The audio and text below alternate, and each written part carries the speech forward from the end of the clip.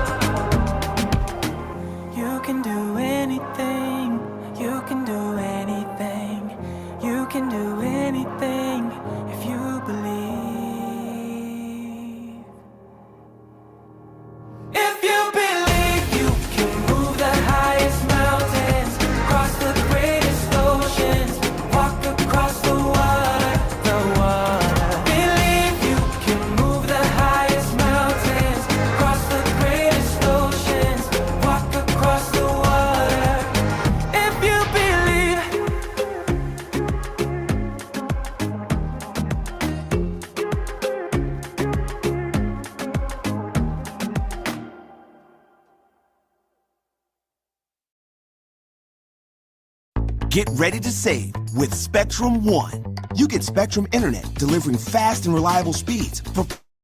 Anit says she couldn't hear anything. Anit, if you can hear me and see me right now, put a 1 in the chat for me. Since you are watching us in the studio, in our studio for today, you guys, is Zoom. So if you have the pleasure, the opportunity to be here in the Zoom, which is our studio, do us a big favor, participate. You can put some emojis, some happy faces, whatever. That's the luxury you have that other people don't currently have if they're watching us live stream. So go ahead, put a 1 if you can see and hear us. Now I'm about to present you to our host for the day. Our host, she's coming on, but Mr. Serranes, who is our DJ, hit it, sir, hit it, hit it, hit it. And our host, was you ready, Miss Kedley? You can go ahead and present yourself because you are our host for the day. Go ahead, hit it one more time, Mr. Serranes, our DJ for the day. Awesome, I'm excited.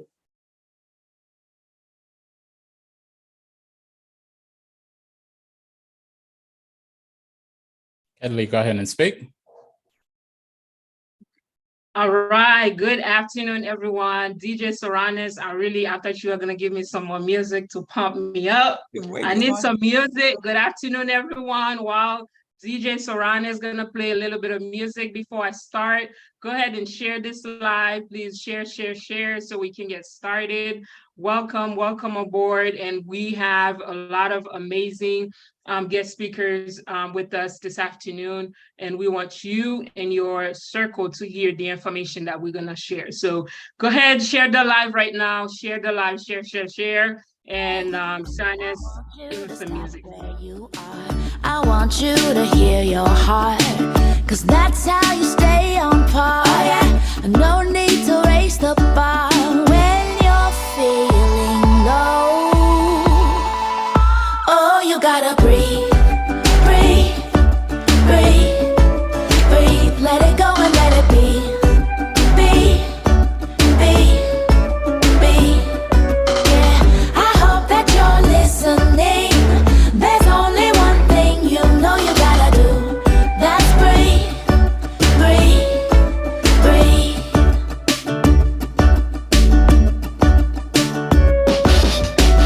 Life seems like one big test with barely much time to rest.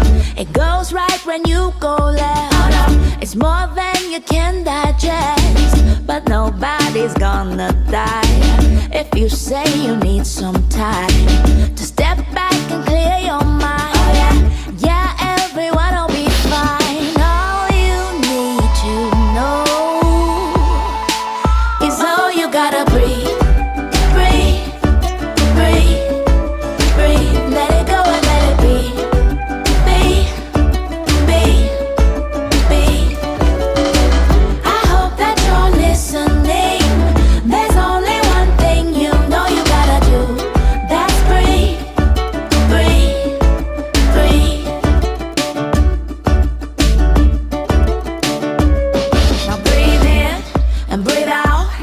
Now breathe in and breathe out.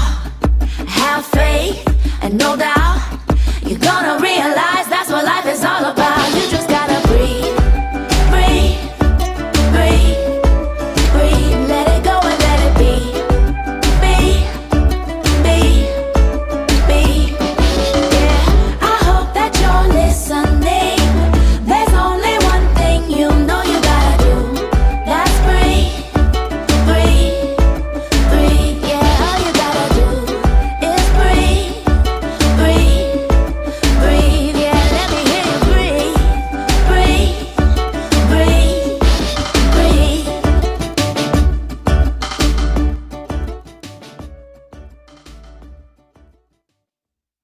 All right, all right, all right. Thank you, DJ Soranes. I am pumped up this afternoon, guys. Good afternoon. Welcome, welcome.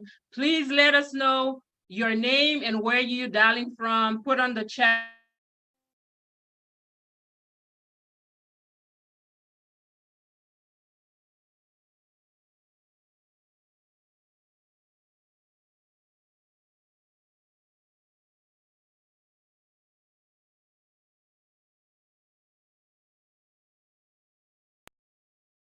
All right, all right. Can you guys hear and see Miss Kedley?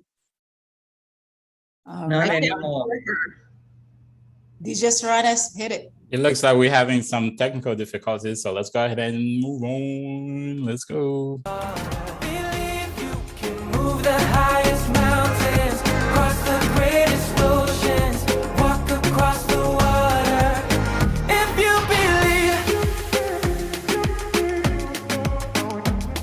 They say that all you need is faith, but it's almost like you lost your way. Took a few wrong turns, took a few breaks, falling behind now looking for grace. Cause you need someone to lift you up, yeah, make right all the things you've done. Cause on your own you'll never know, you'll never know. If you believe you can move the highest mountains, cross the greatest oceans, walk across the water, the water. Believe you can move the highest mountains, cross the greatest oceans, walk across the water. If you believe. All right, all right, all right. We are back, ladies and gentlemen. We are back. Listen, you guys, as Miss Kelly was about to say, you guys are in for a treat. And we are dealing with technology. We love it, can't live without it, can't do without it. We've got to have technology. And that's how the world run around. And we are here today because of technology. So we want to stay on time. And I am not your host for the day. And just sometimes today you'll get to hear from me. But as I'm about to bring our first speaker for the day, as he's bringing on his PowerPoint, I want to let you guys know you are not watching us by accident. You are here on purpose. This is our Expo of 2023. This is an expo we hold every single year around this time in the summer, and it's called Health and Wealth Expo. Now, why do we call it Health and Wealth Expo? Because in life, you need good health and you need good wealth. You need both. You can't live without it. Can we all agree? Guys, I don't want to say too much because it's not about me. You came here to hear some of our amazing speakers. We have a full house. So that's why we want to stay on time. But guys, this expo, do us a favor right now, right here. Stop and share that link, share the post, share this live, interact with us, put some fire emojis, and let's get this thing. Let's stop the internet by sharing this information.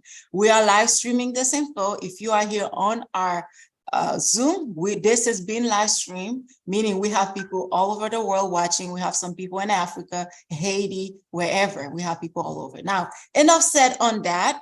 We bringing our first speaker of the day, talking about technology. He's gonna set the stage. He's gonna tell you about something that's really taking the internet by storm.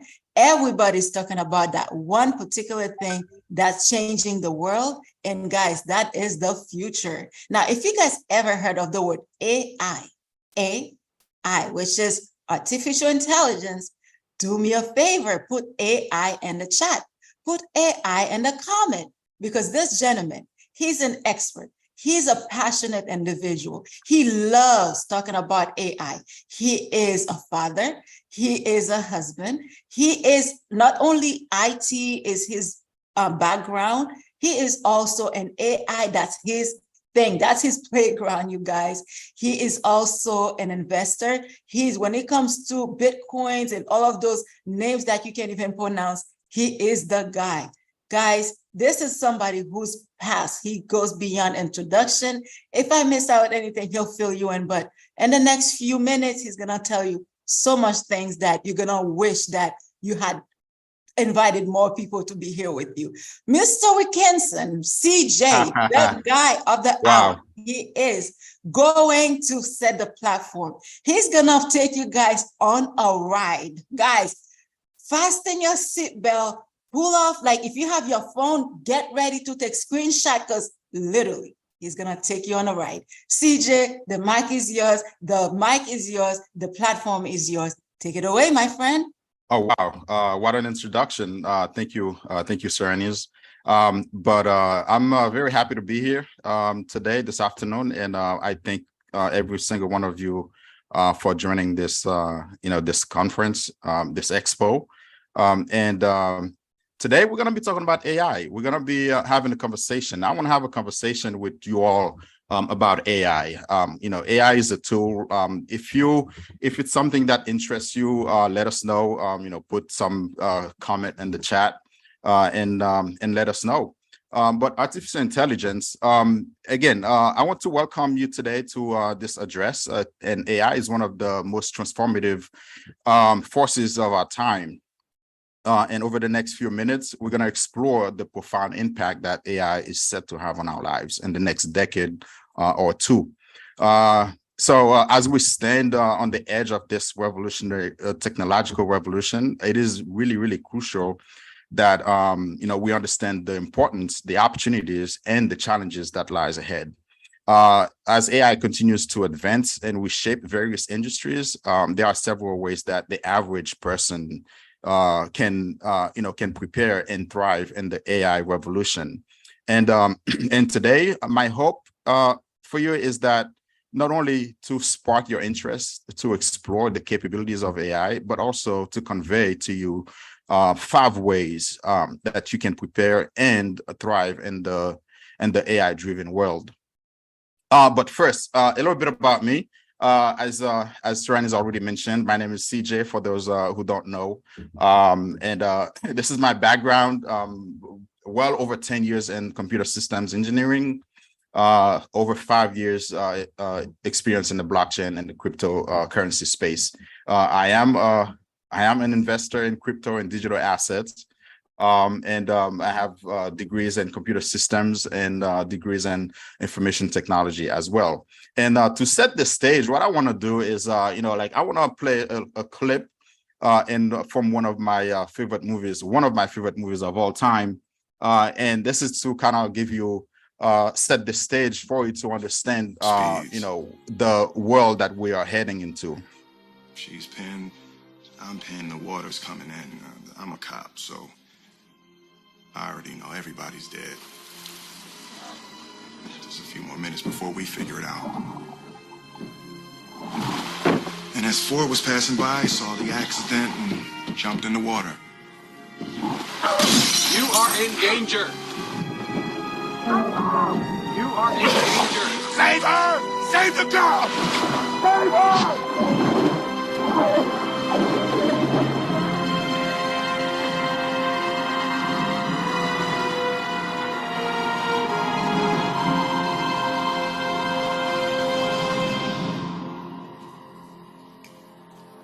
But it didn't save me. The robot's brain is a difference engine. It's reading vital signs. It must have calculated that. All right, that's all you get for free, at least. It did. I was the logical choice. Calculated that I had a 45% chance of survival. Sarah only had an 11% chance. That was somebody's baby.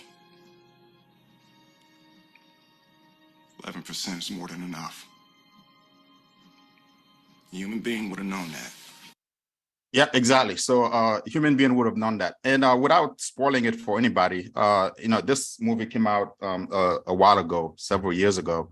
But if you haven't seen it, what we saw in the scene is Detective Spooner, which is played by Will Smith, was involved in an accident, Detective Spooner and a 12-year-old girl were involved in an accident, and there we had what is called helper robot. Those robots are equipped with AI, and the robot jumped in the water to assist and help. And the AI made a logical decision based on data that it calculated, their percentage, the probability of survival, and figures that, okay, it's going to save the one with the highest chance of surviving, instead of saving the little girl the way a human would have done it. We saw the AI save Detective Spooner, but that leads us to ask the question: what is AI? What is artificial intelligence? In simple term, artificial intelligence refers to the simulation of human intelligence and machines that are programmed to think and act like humans, except in a more powerful and more efficient ways. AI, at the heart of AI, is actually models or intelligence that is given by humans. So when an AI is designed, it goes through what is called a learning model, and that learning model is basically past experiences of humans. So we can see that AI or AI-equipped robot can perform tasks that usually done by humans, but in a much quicker and efficient way. In the next 10 years, we see AI have an impact on everybody. Everyone in every industry is currently being impacted and will be impacted in every areas of your life. However, we need to also be careful, because sometimes AI can make mistakes or have biases, because as I mentioned before, they are ultimately trained by humans initially. So an AI can be trained by humans, but over time, being able to make decisions, logical decisions, of course, using the data that has been put into it. In the next decade, we hope that AI will be used to make the world a better place for everyone, including those that are most vulnerable in our society. AI does have that capability, but it is also important to, for people to work together to make sure that AI is a force for good and is used in a fair and inclusive way. You may ask yourself, why should you care? Why do you want to know about AI and its impact on society? After all, some of the messages in the media warn that AI could take all of your jobs, all of our jobs, replace humans completely in the workforce. Some are seeing AI as a doomsday scenario kind of thing, where the machines take over and humans become slaves of the machines. But there's also some positive news in the media as well, where some people are saying AI is a universal remedy for the world's biggest problems because of its capability. Unfortunately, none of those are entirely true. So why should you bother to care about AI? Because AI will quickly integrate itself into every aspect of your life. Whether you like it or not, it's going to happen. It's happening. Here are a couple of facts. AI cannot and will not take all of your jobs, but it will displace them. It will, just like the internet, the rise of the internet disrupted and displaced millions of jobs. Your jobs, or a lot of people's jobs, will be displaced.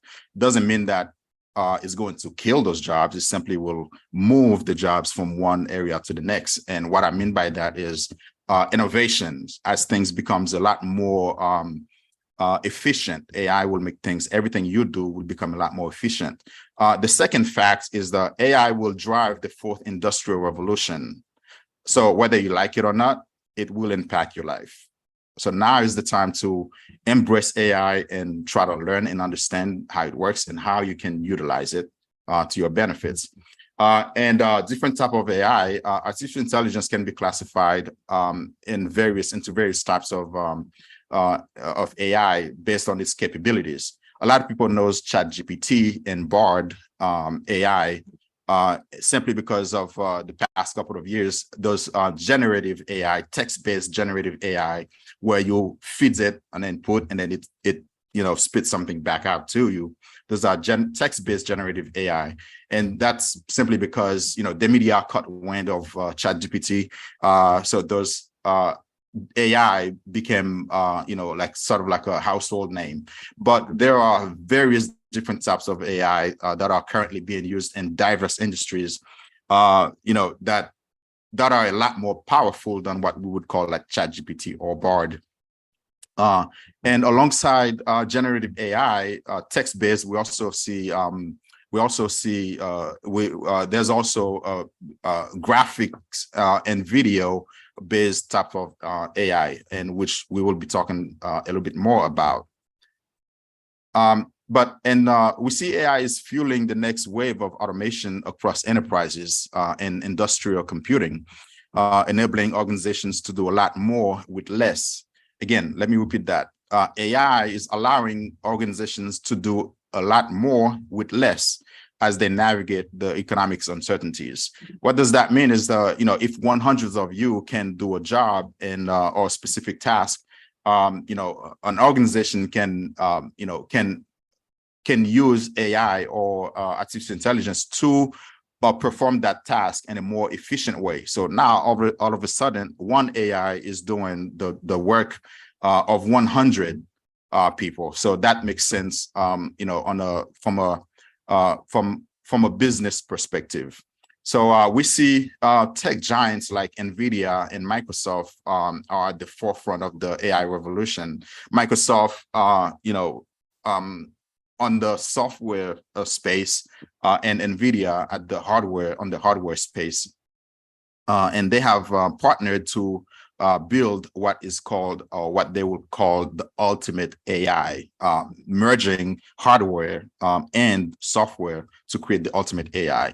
And NVIDIA and Microsoft are not the only players in the industry. You also have Google, you have Tesla, and another major AI company that a lot of people don't really know well about is Palantir. Palantir is a company that designed software, AI software, that the government used to catch bin Laden. I don't know if a lot of you may not know who bin Laden is, but right now we see the war in Ukraine, the war between Russia and Ukraine is able to put up such a good defense and work with logistics because of AI software that Palantir created.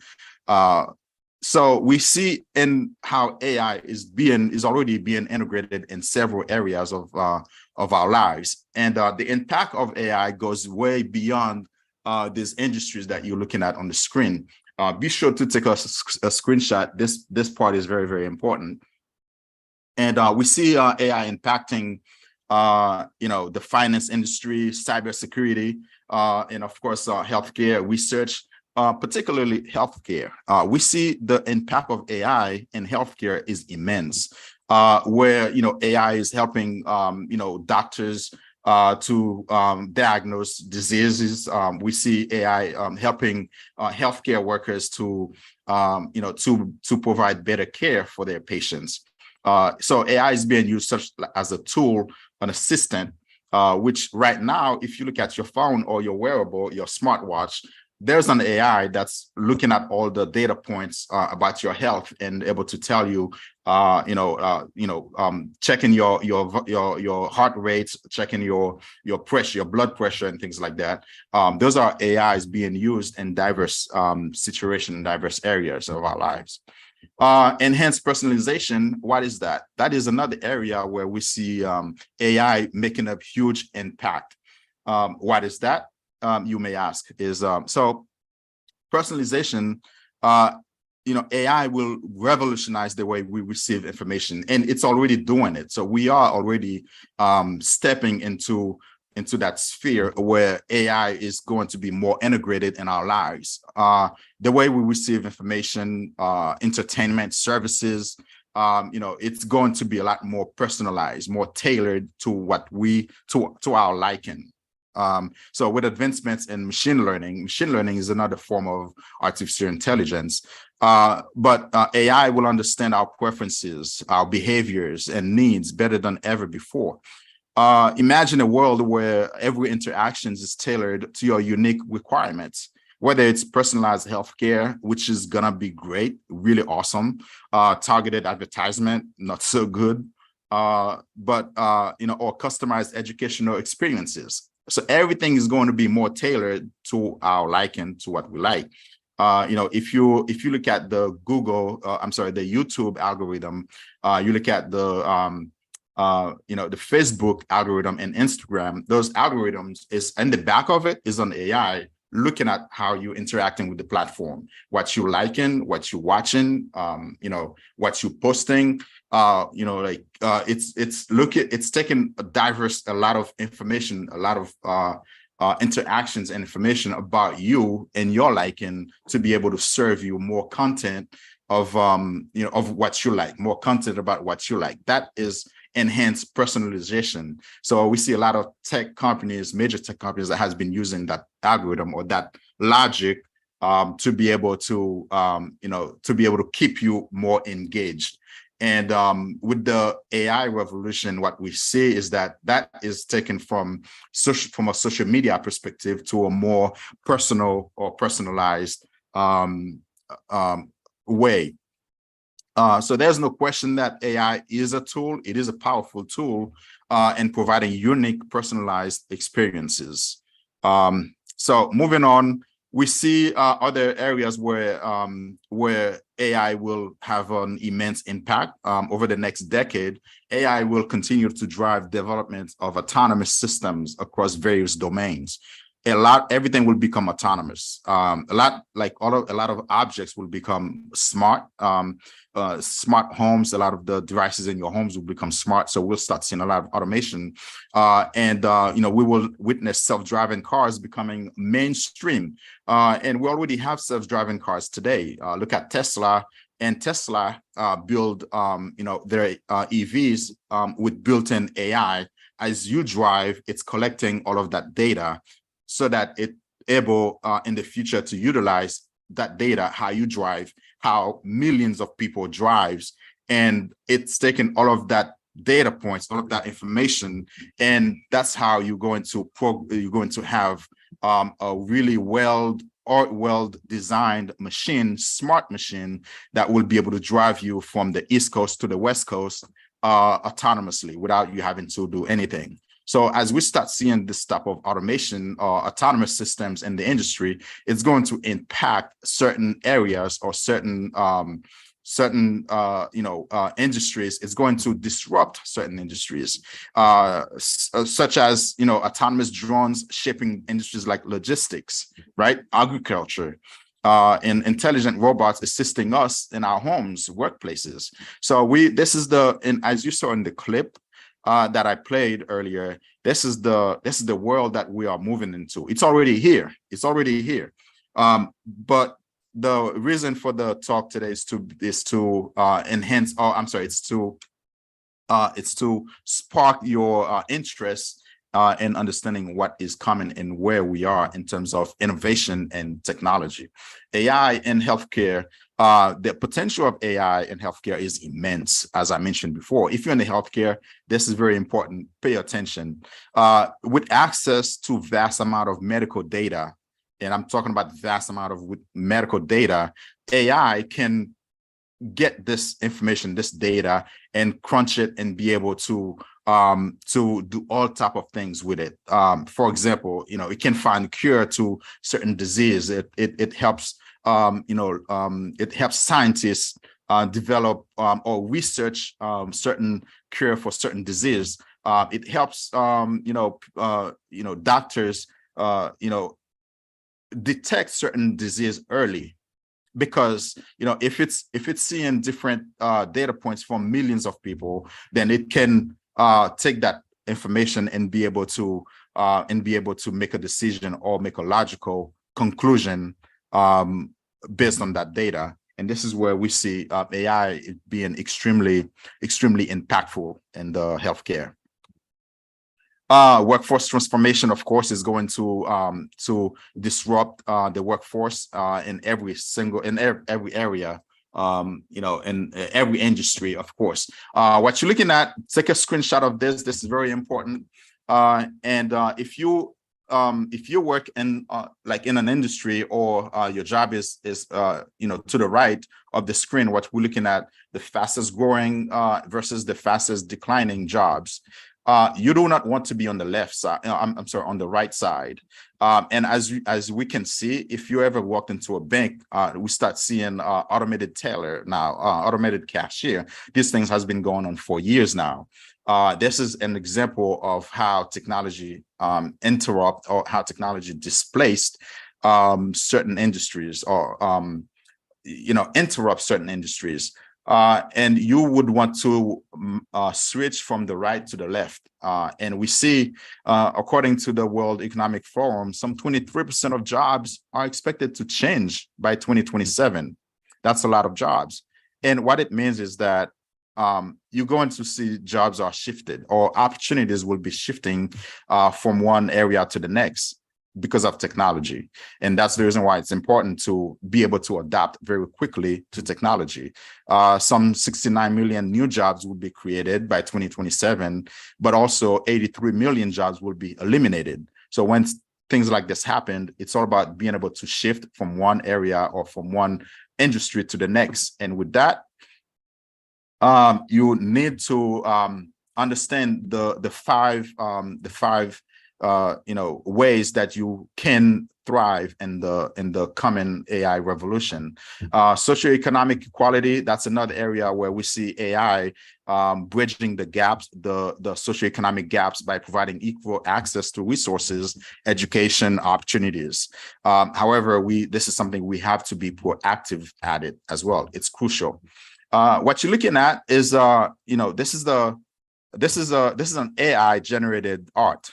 And creativity and innovation is another area where AI is currently, with ChatGPT and Midjourney. Midjourney is a tool, is an AI tool that allows you to generate pictures such as the one you're looking at on the screen. Why does this matter?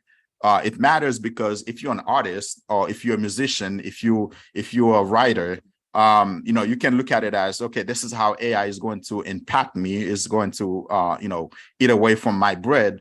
Or you can look at it as, this is a tool I can utilize to enhance my work, to make my trade better. You can utilize AI to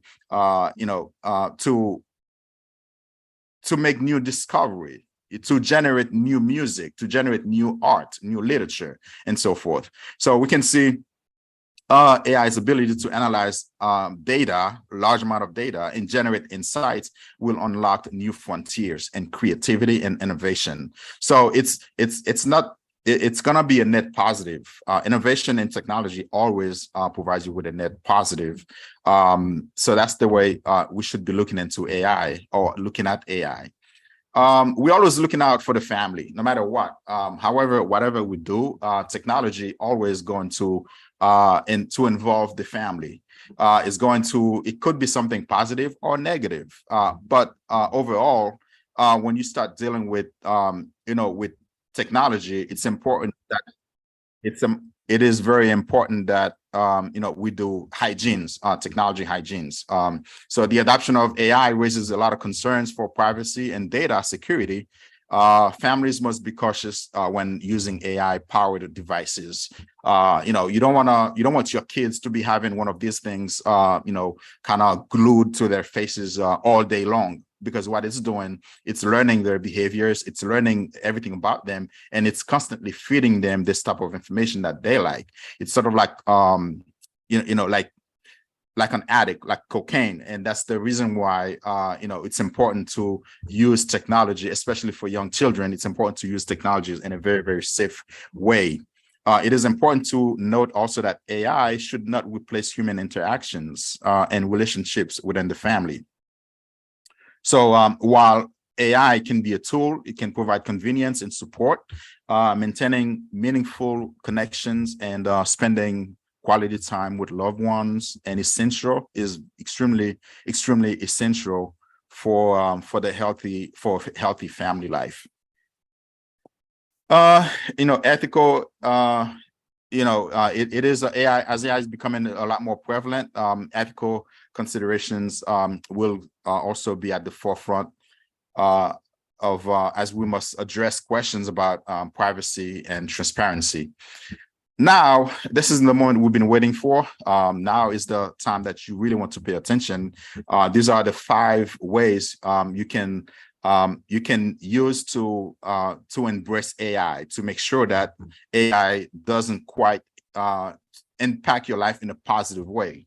It doesn't have to disrupt your life. It can be something that where you use to reinvent your life. How to survive the age of AI, right?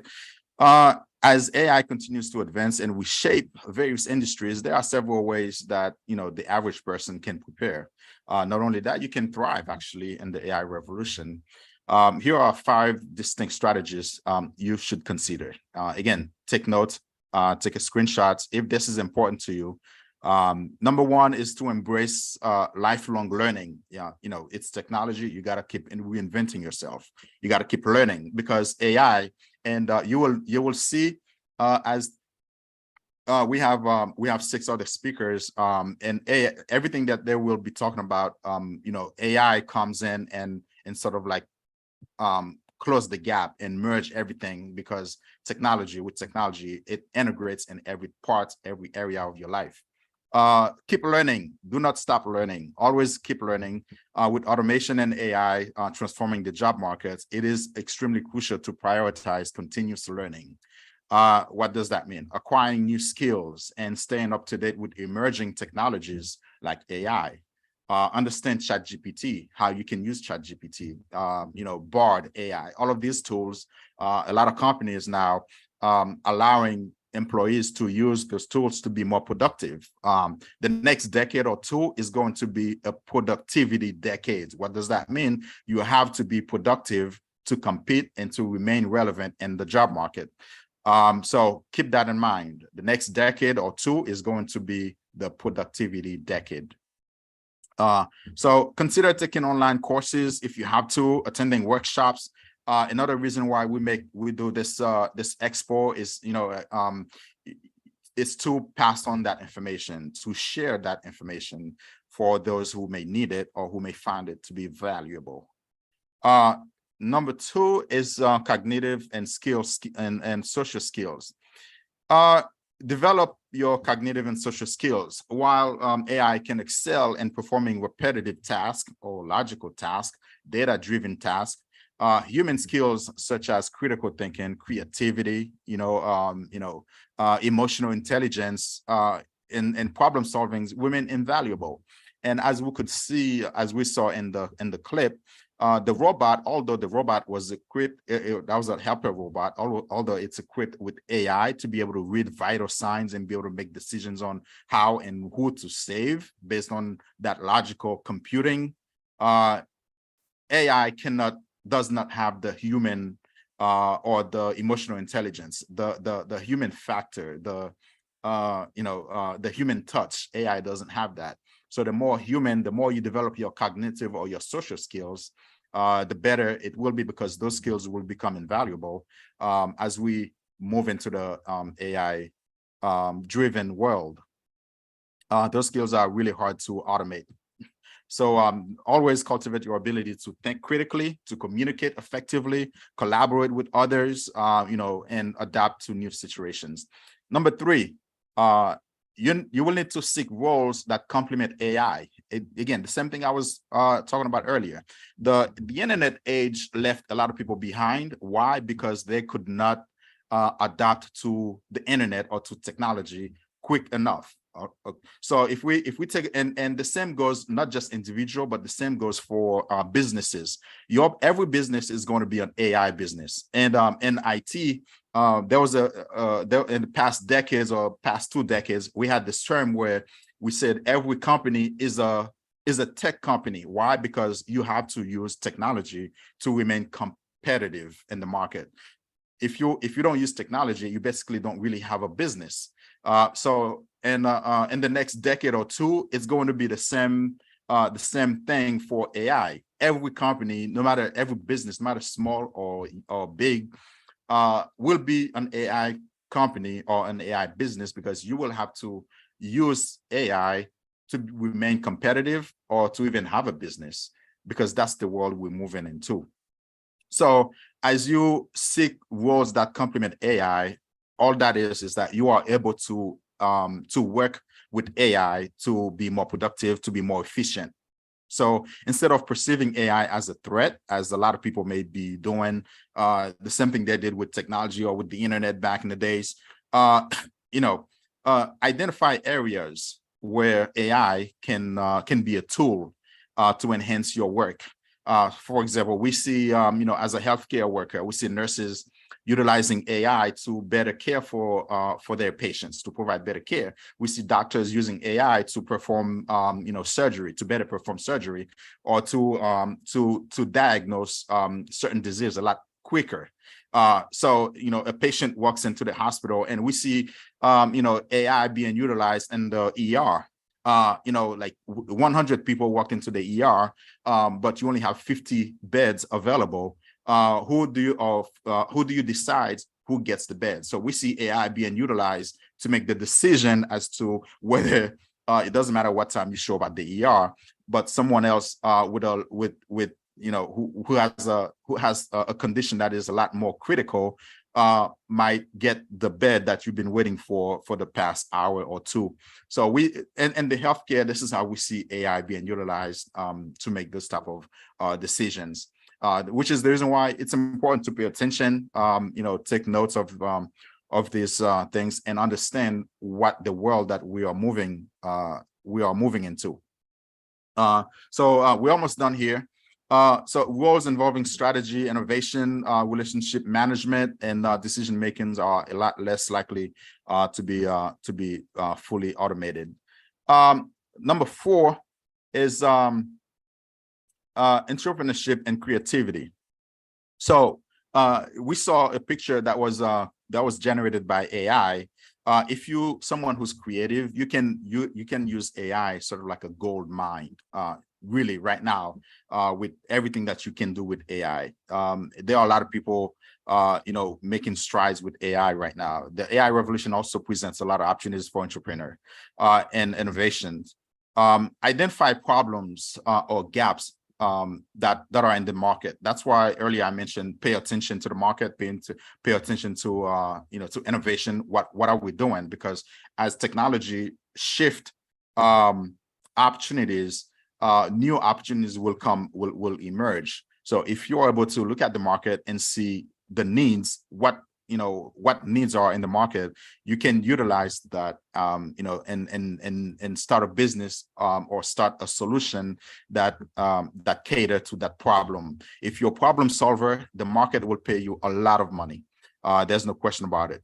You have to get in the mindset of becoming a problem solver, or identify gaps in the market that you can fill those gaps, and you will be in a very, very good position. So definitely entrepreneur skills, creativity, and growth mindset. Definitely have a growth mindset. Again, take notes, take a screenshot of this. A growth mindset is the idea that you're not perfect, but you're working toward it.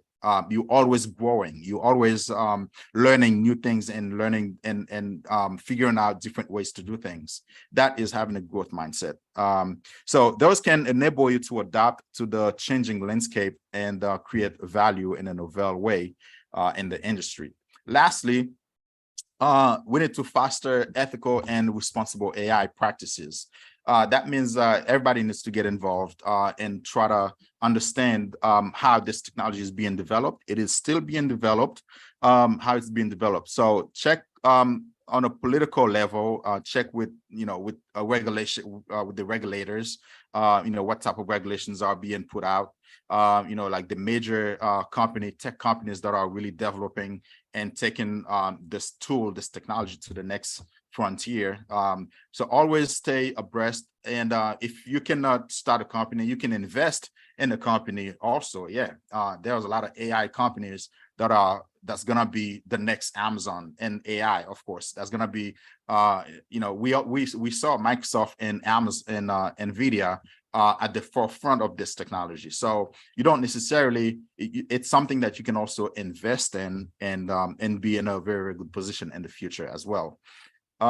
So that is that. Don't forget that the future belongs to the Braves, and don't be scared of AI. It is a tool, and like any tool, it can be used for good and it can be used for evil. In summary, AI can positively impact family life. We always looking out for the family, of course, and interaction by improving communication, providing personalized recommendations. You already have those on your phones right now. If you reach into your pocket and say, hey Siri, hey Google, and things like that, that's an AI tool in the back end that's able to interact with you and provide you with information. Assistant, sort of like an assistant. So there's no question about that. So we need to remember that the AI revolution brings both challenges and opportunities. Okay, it's a tool. By being proactive, adaptable, and embracing lifelong learning, having a growth mindset, individuals of all kinds can position themselves. You can position yourself to navigate the changing landscape and make the most of the AI revolution. AI is a tool. It is important to embrace AI and not be afraid of it. Ladies and gentlemen, this is all I have for you for today. I hope you really got some values out of it. If you did, put something in the chat, let us know. Reach out, give us some feedback if you got any values from this talk about AI. If you want to learn more about AI, let us know in the chat. The moderator will make sure your questions get to me and I can answer them. But more importantly, let us know if you want to learn more about AI. We can create another session. We can have certain power sessions to have that conversation, create awareness, and provides you with ways you can utilize AI for your good. That's all I have for you. With that, I will pass it back to the host.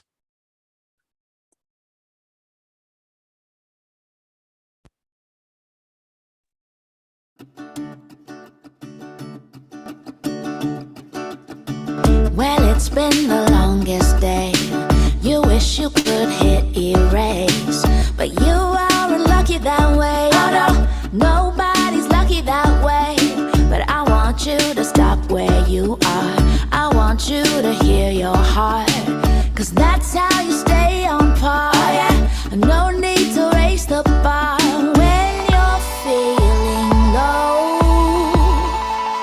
Oh, you gotta breathe, breathe, breathe, breathe. Let it go and let it be, be, be, be. Yeah, I hope that you're listening.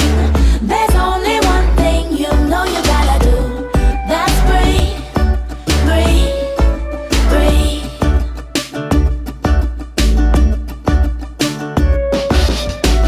Life seems like one big test with barely much time to rest.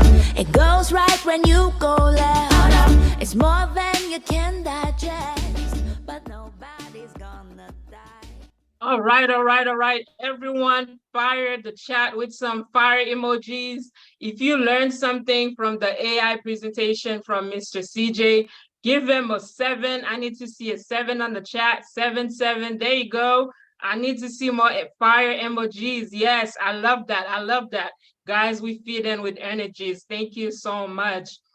We're gonna move forward with our next presenter. The next presenter that we have is Miss Kedna.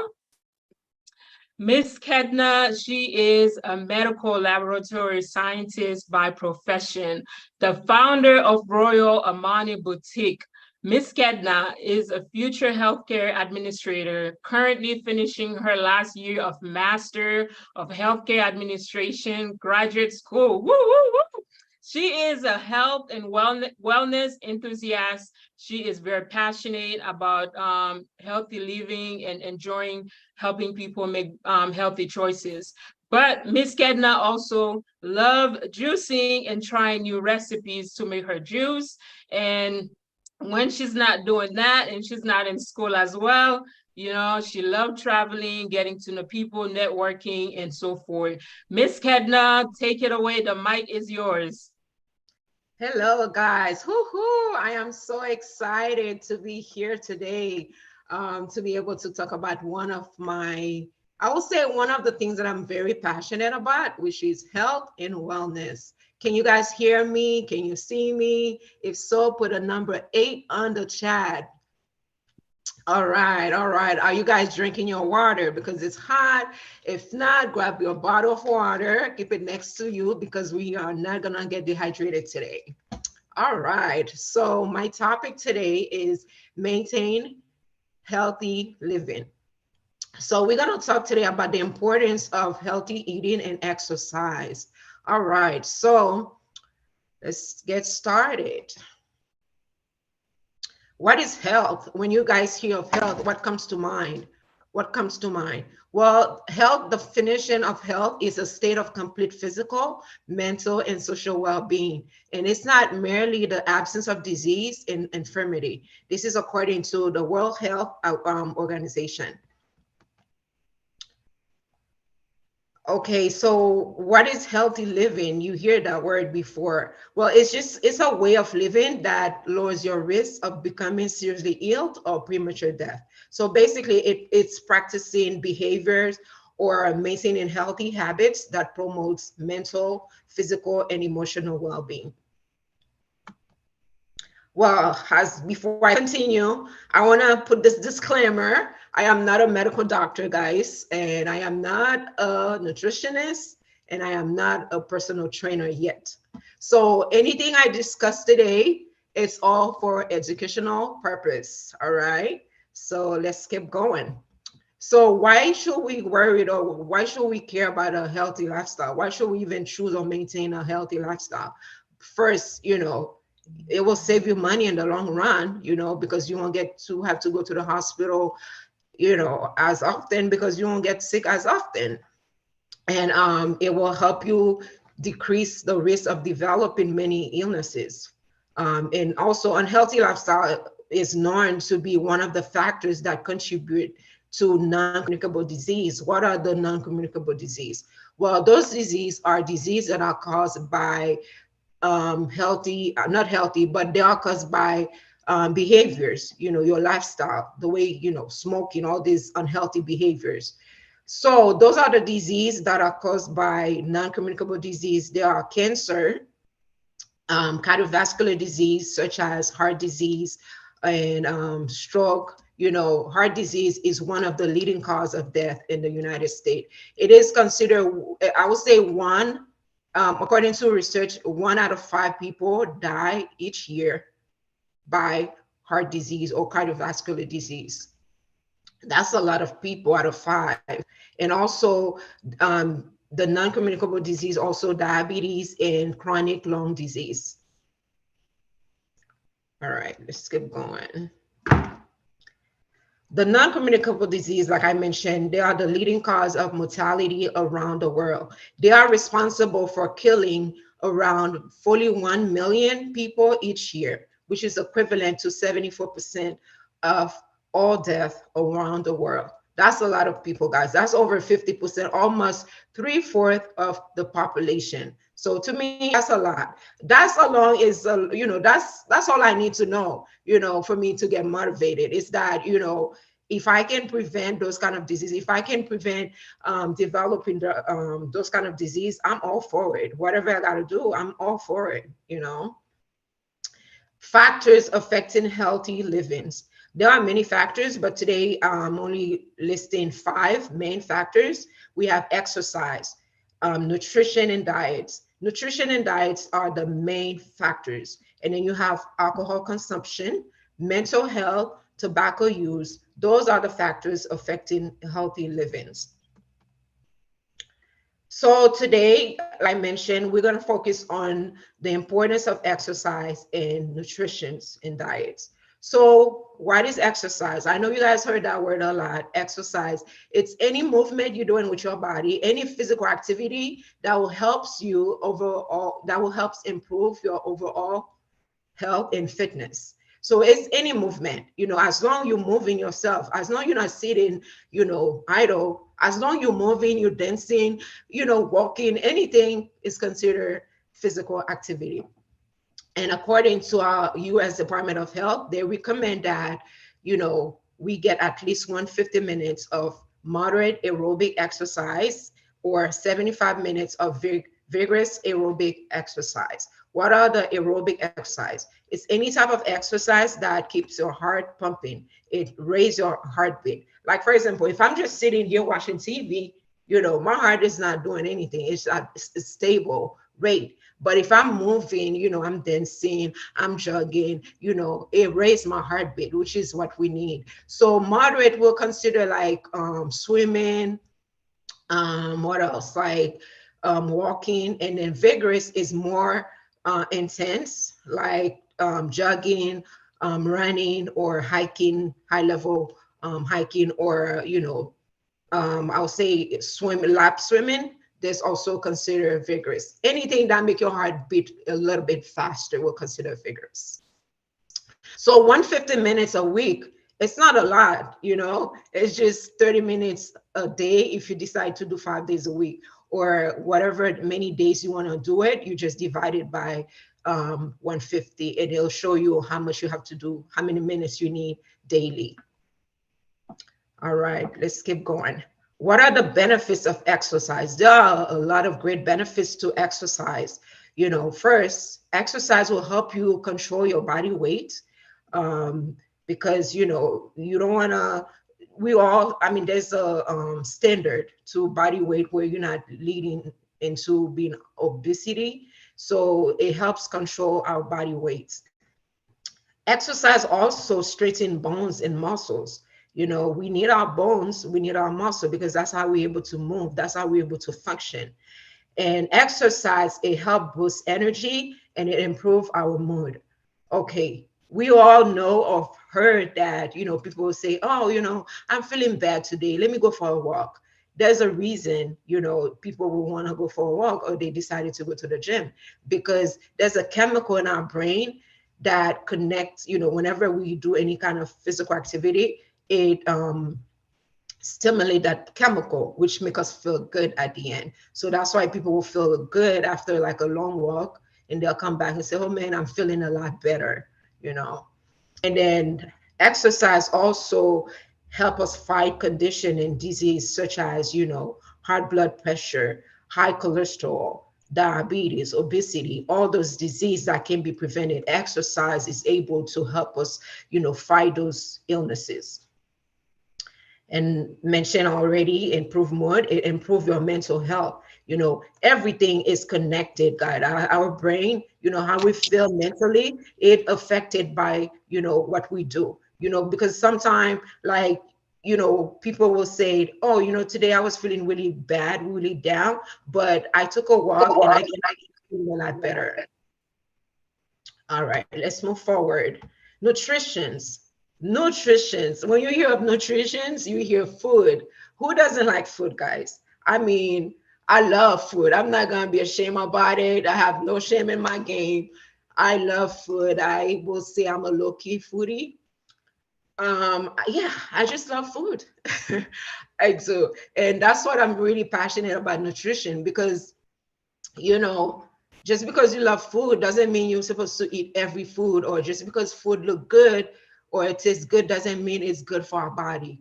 And nutrition is very important because it provides our body the fuel that we need to function. So if you're eating the right food, then you have the right energy, you have the nutrient and the vitamins that our body, you are feeding your body those nutrients, vitamins, and all the micronutrient, everything that the body needs to function, to grow. You know what I'm saying?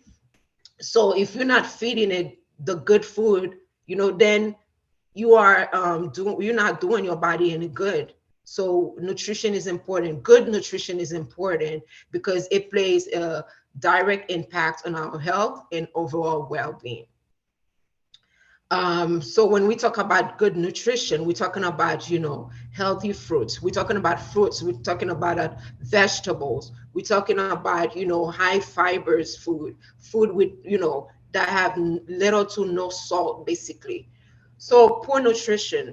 Okay, so now, when we hear about good nutrition, we're talking about protein, food that are less in fats, less in sugar, less in, you know, less in salt. So when we hear poor nutrition, it's basically the opposite of good nutrition. So poor nutrition is unhealthy foods such as potato chips. I love potato chips. You know what I'm saying? But I have to be very careful how much potato chips I'm gonna be eating. I have to try to stay away from those food that are considered unhealthy, processed food. You know, potato chips, ice creams, those food, unfortunately, they are considered as unhealthy because it's just for pleasure. Those food are just pleasure food or comfort food. They have no nutrients whatsoever. So you want to limit those kind of foods, beverages, sodas. you know um a lot of drinks, carbohydrate drinks with a lot of sugar, no nutrients. It doesn't do anything to your body. Instead of helping, it actually hurts your body more than it helps it. And then unhealthy eating habits, such as overeating. There's a lot of time, hey, to be transparent, we eat because we want to eat, but really we're not hungry. So that's unhealthy behavior. It's overeating or eating when you're not hungry or skipping meals. Science shows that, research shows that, skipping meals is not beneficial because you ended up eating more once you get access to food. So they recommend that we eat little portion at a time. So overeating is considered unhealthy, or finishing your plate. You guys probably heard that statement. Finish what's on your plate. Growing up, they say, oh, don't waste food, but that's wrong. You shouldn't force your body to overeat. So it's important to practice portion control. And again, poor nutrition, it increases your risk for chronic disease. Like, for example, if you someone who loves salt, unfortunately, you're gonna end up with high blood pressure. You're gonna end up with a lot of other chronic disease that can't be controlled because it has that connection. And also food with high fats, food that have very high in saturated fats, like ice cream or bacon. Hey, I know you guys love bacon, I'm sorry, but those food are considered very high in fats, very high in sugar, and then canned food also, very high in salt. So be very careful. Those food really increase your risk of developing chronic disease. All right. So now we say all that. What are the benefit of healthy eating? I kind of already say all that, but healthy eating will help you with digestive function. It helps your digestive system to function better. Like if I go around asking you guys question, there has to be a time you eat something and your stomach feeling funny. You know what I'm saying? Either you feel bloated or you feel pain, you feel all kind of way. You just don't feel good. So it's your body communicating, telling you something. Hey, this food is not good for me, or this food is not doing, it's not, I'm having trouble digesting this food. You know what I'm saying? So it's very important we do eat the right food, and we also listen to our body message, whatever the message your body is giving to you once you eat that food, that particular food. Again, healthy eating will help support muscles and strengthen your bones. And another thing, it increase or boost your immunity system. So, I mean, like, it's so true is that, I don't know for everyone, but for me, like when I eat junk food or when I'm eating unhealthy, I just, feel very sick. And sometimes it's quicker for me to catch a cold because of the food that I've been eating. You know what I'm saying? But once I'm like, on a healthy mode or, I'm more on the healthy side, then I feel stronger. It's like if I catch a cold, I'm easily get rid of it like the next day or whatnot because it connects your immunity. It connects your immune system. The food we eat, like I say, is the fuel that give your body all the nutrients, all the everything that it needs. Some foods like fruits and vegetables, they are very high in antioxidant. Antioxidant is it fights cancer cells. It's you need a lot of fruits and vegetables because it has those chemical or it has those nutrients that helps fight disease. All right, so healthy eating, again, it reduces risk in health condition and some disease. So as you guys hear, I'm repeating that, you can see there's a connection between eating and exercise, nutrition, exercise. So healthy eating also, it improves your brain function, your sleeping quality and productivity. So many times we eat some food and we feel sleepy. You know what I'm saying? So that's what the body, that's the reaction the food have and result. That's the reaction that we get from eating the food. Like if you guys can remember, like during Thanksgiving dinner after you done eating, you feel so sleepy. You just want to go to bed. You don't feel like doing anything. It's because of the tryptophan, which is a chemical in the turkey, and all the carbs that put your body in like a coma mode, like you just want to go to sleep. And there are foods you eat that you feel energized. You feel like you want to dance. It just keep you hype. You know what I'm saying? So yeah. So everything is connected, guys. Like food is connected to exercise. Exercise is connected to food. And there are time you hear people say, "Oh, I'm eating good, but I'm not able to lose weight." Well, are you exercising? Or people say, "Oh, I exercise every day, but I'm not losing weight." But what is your eating habit? I love burgers. I love French fries. I drink soda. That's all I drink. I don't drink water. You know what I'm saying? So everything that I just mentioned, as far as healthy eating benefits in exercise, it connect. It's like interconnected. All right. So now, I've done say all I said. You probably saying, so now what? What do I do? Well, I have this 7 simple steps that I put together is just to help you get started, because healthy lifestyle is not just, for one person. It's not just like, oh, I want to do it for 2 months. Oh, I just want to do it for today, then go back to my always. It's healthy living is a lifestyle. You want to make it a lifestyle. You want to make it a habit. So what do we do now? First, I would say is to make a decision today. Make a decision that you want to start eating healthy. Make a decision that you want to live a healthy lifestyle. You want to live healthy. You want to make healthy choices.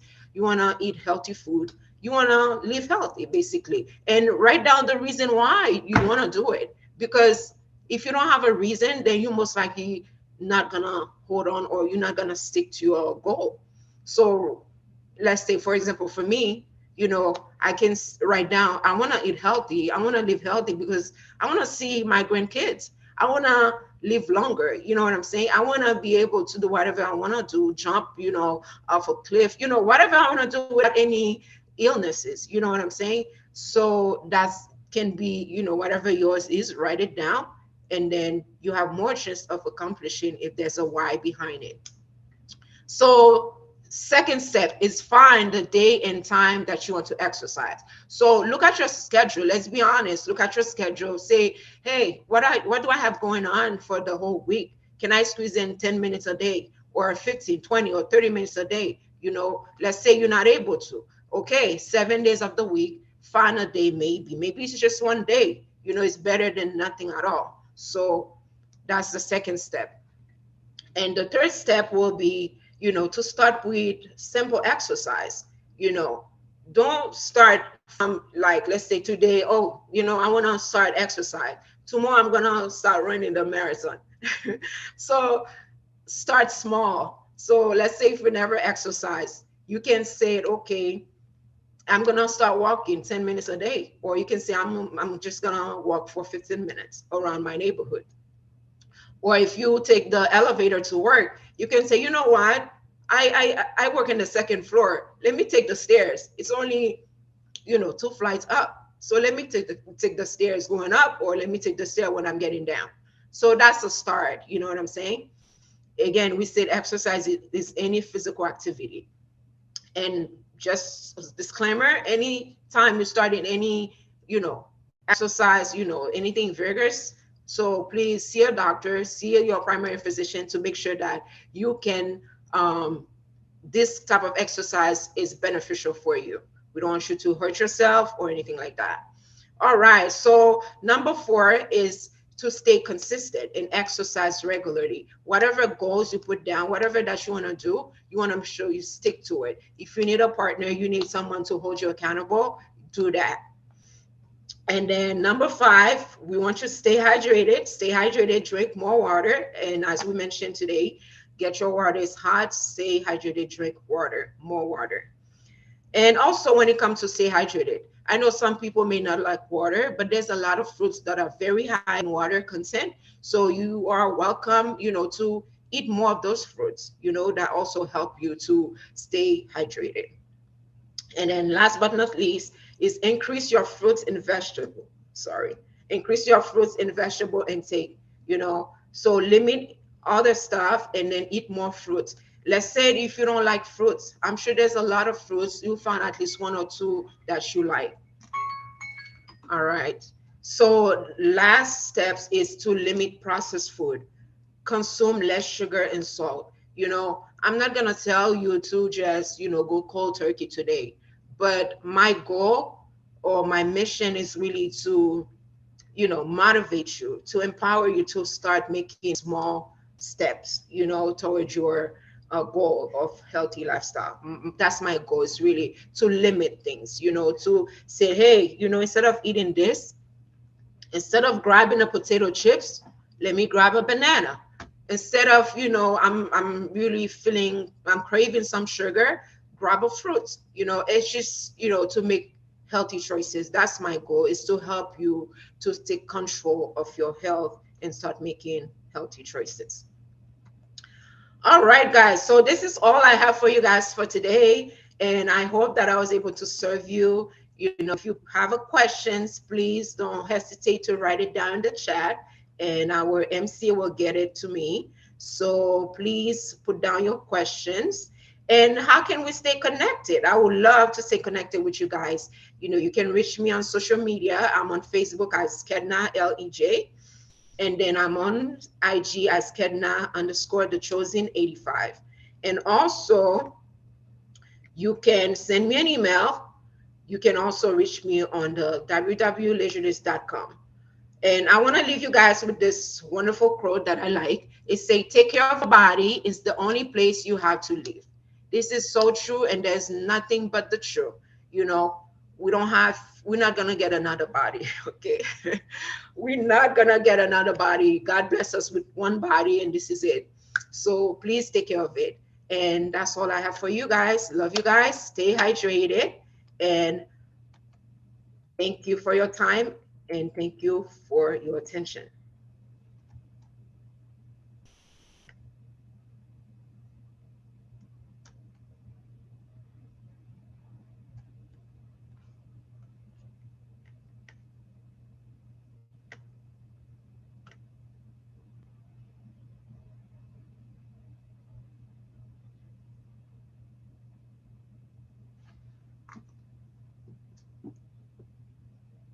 All right, all right. If you guys just chiming in, if you are watching this, you just logged in, this is an expo. This only happens many days ending in the darkest night.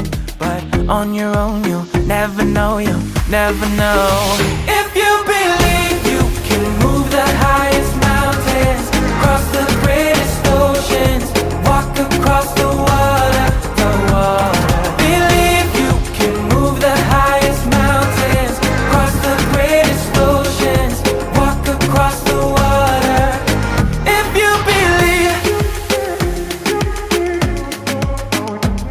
They say that all you need is faith, but it's almost like you lost your way. Took a few wrong turns, took a few breaks, falling behind now looking for grace. Cause you need someone to lift you up.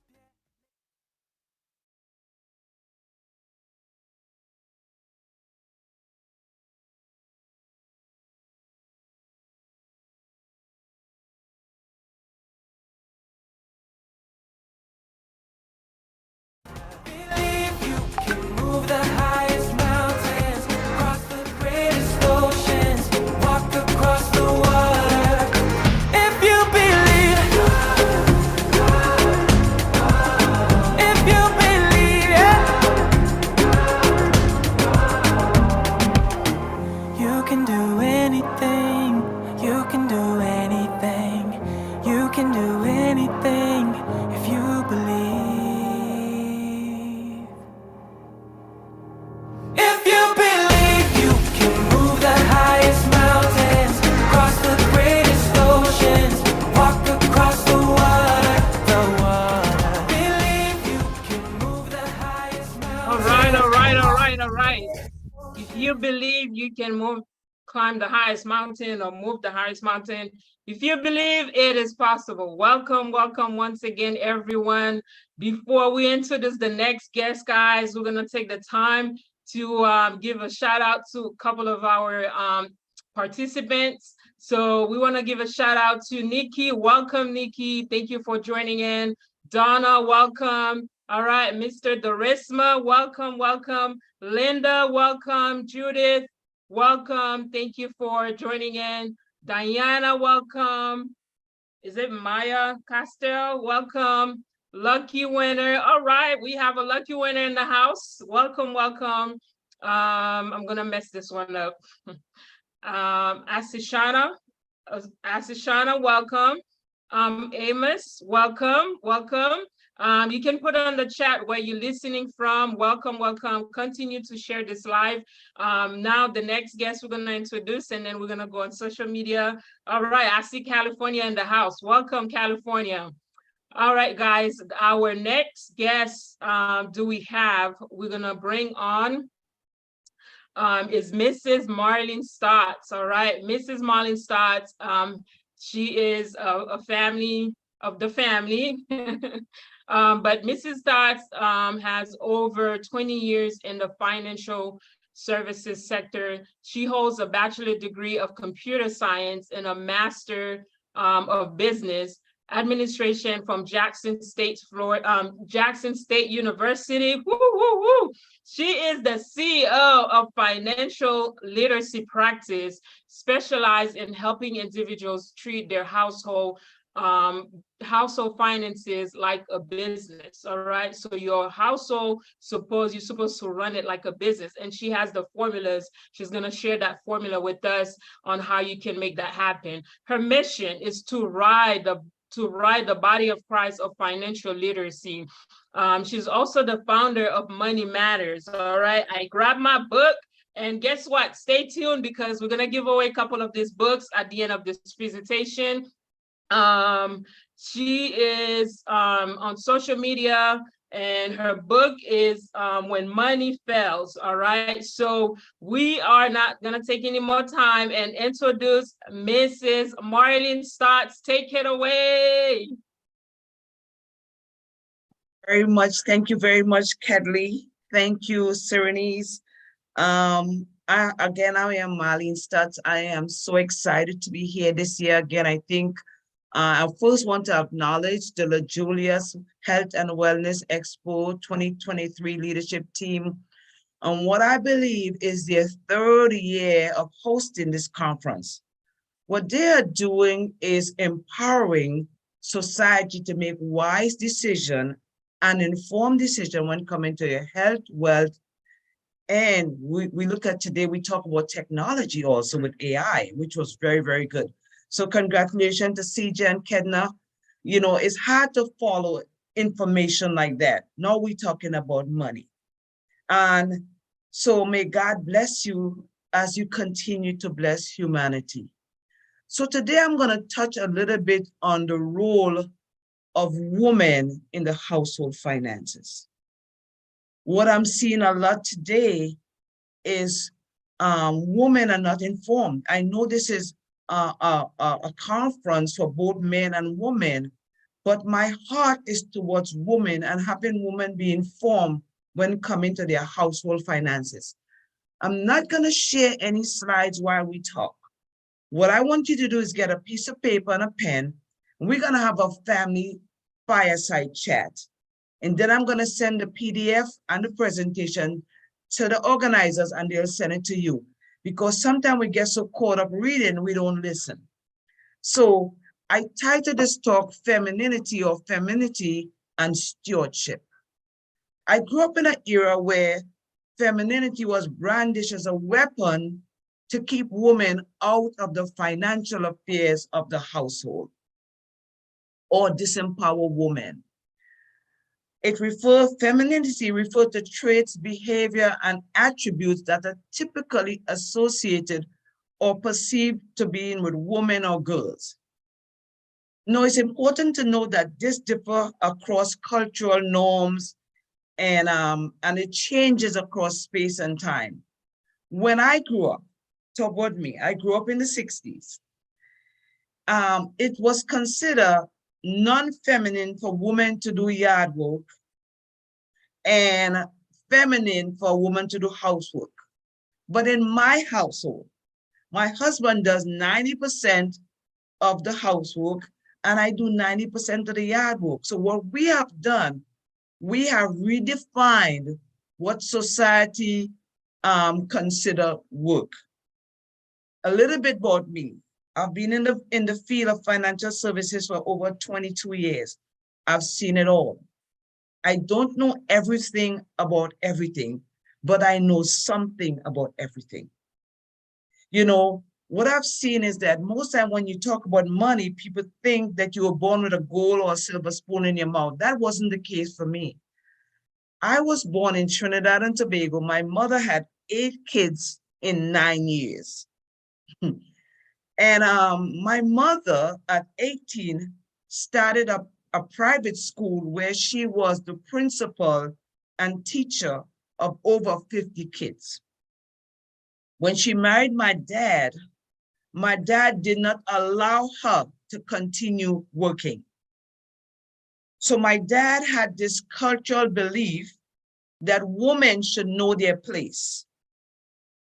Now, I'm happy that the union of my mom and dad produced 8 beautiful siblings.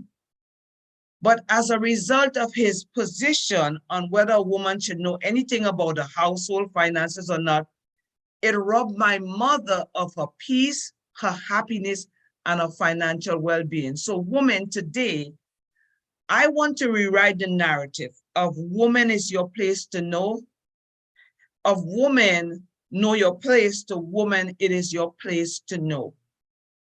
And the area where I see the most ignorance among women is in the area of the household finances. Now, let me say this. In many cultures, especially in religious sector, I follow the doctrine of Jesus Christ. And the teaching that man is the head of the household often mislead women to believe that they're not supposed to know anything about what's going on in the household affair. I had a neighbor, a husband get killed on the job, and nobody, he didn't have her name on anything. She didn't have the card to go to the bank to take out any money.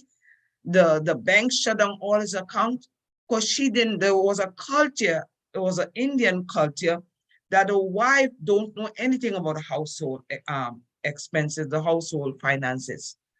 So women, it is your place to know. I call it, it is good stewardship to know the financial affairs of your house. And we're going to talk a lot about that. And I'm going to stay within my 20 minutes because I'm respectful of time. So we talk a lot about stewardship. In my book, When Money Fails, I dedicated an entire chapter on the importance of stewardship. Webster Dictionary defines stewardship as the job of supervising or taking care of something such as an organization or a property. Let's look at a biblical definition of stewardship, because I am a spiritual, biblical, financial advisor. Every advice I give you, the foundation of the advice is in the Word of God. So, biblical definition of stewardship is utilizing and managing resources God provides for the glory of God and the betterment of His creation. So, the central essence of biblical stewardship is managing everything God brings into a person's life in a manner that brings glory to Him. 1 Corinthians 4:2 say, moreover, it is required in a steward that a man be found faithful. A steward, therefore, is someone who manages the property of another as well. And a steward in this chapter refers to both men and women. So we just talked about stewardship, biblical stewardship. Let's look at some foundational scripture where the role of women were very important in the area of finances. Proverbs 31:10-31 describe a virtuous woman who was praised for her business acumen and financial management skills. So ladies, don't let nobody tell you you should know what's going on in your household. She has been described as being able to buy and sell properties, make profitable investment, and provide for a household. One more scripture. So you will say, that's the only one? No. Proverbs 14:1 state that a wise woman builds a house, while a foolish one tears it down with her own hands. So this can be interpreted to mean that women have a responsibility to manage their household finances wisely in order to provide for the family. So overall, we see that the Bible talks about both men and women being wise stewards of their finances, to use their resources to help others. You know, it also acknowledges that financial contribution and the responsibility of women. And the Bible praised those who use their financial management skills for the betterment of their family and their community. So what I'm going to do now, I'm going to list 12 areas. And if we don't finish in 20 minutes, I'll stop and we'll send it out to everybody else. I'm going to send a workbook, a PDF workbook, so you could put down everything, you could go over everything we talk about and have a portfolio in place for your stewardship. So what are the things women should know about the financial affairs? I call it the 12th commandment of femininity or femininity. And the first one, women should know how much money is coming in and going out of their household each month. So women should understand their household budget. This includes income, expenses, debts, assets, everything. You should know the money that's coming into your house and the money that's going into your house, going out of your house. I heard President Biden quote says, don't tell me what you value. Show me your budget and I'll tell you what you value. Guys, budgeting is for today. A lot of people tell me, well, Marlene, budgeting, I thought only poor people budget. What do you think Congress is? Congress budgets for the country. So your household woman, you should know the money that's coming into your household, and you should know the money that's going out of your household. Number two, bank account and investment. Women should be aware of all bank accounts and investment in their household, including savings account, checking account, retirement account, and investment portfolios. Are all these accounts jointly owned? If not, am I the beneficiary designation on the account? What is the balance on each account? You need login information, and I'm going to list that in the document I send you for all accounts in your household. If this account is not jointly owned, own, there shouldn't be face recognition to log in. I make this statement. In order to inspect, you have to have access. So you should know the login and password security questions for every account in your household, and that's called good stewardship. Number 3, what assets do we have? Are they paid in full? Where are the deeds for the land we own in Ocala? Who has the title for our boat? Who has the title for the home? All these things should be in one place in a package. I always tell people, if a fire hit your house, God forbid, where is that one estate planning package that you could just snatch with your babies and run? That's called stewardship. Bills and payment. Number 4, bills and payment. Women should know when bills are due and how they are being paid. This includes utilities, rent, mortgage, credit card bills, every recurring bill. What account are each bill is coming out from? What date is it coming out? If it's on auto pay, who set it up? Is the mortgage coming out of Wells Fargo and the utilities coming out of Chase and the miscellaneous bills coming out of Regions? You should know that.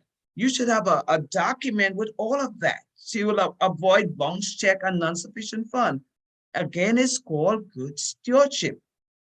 Number 5, insurance policies. Women should be aware of any and every insurance policies in your house. Health insurance, life insurance, car insurance, homeowners insurance, any final expense insurance if one spouse doesn't believe in life insurance. I think somebody's going to talk today about life insurance, which every household should have. More importantly, who are the beneficiary designation on these policies?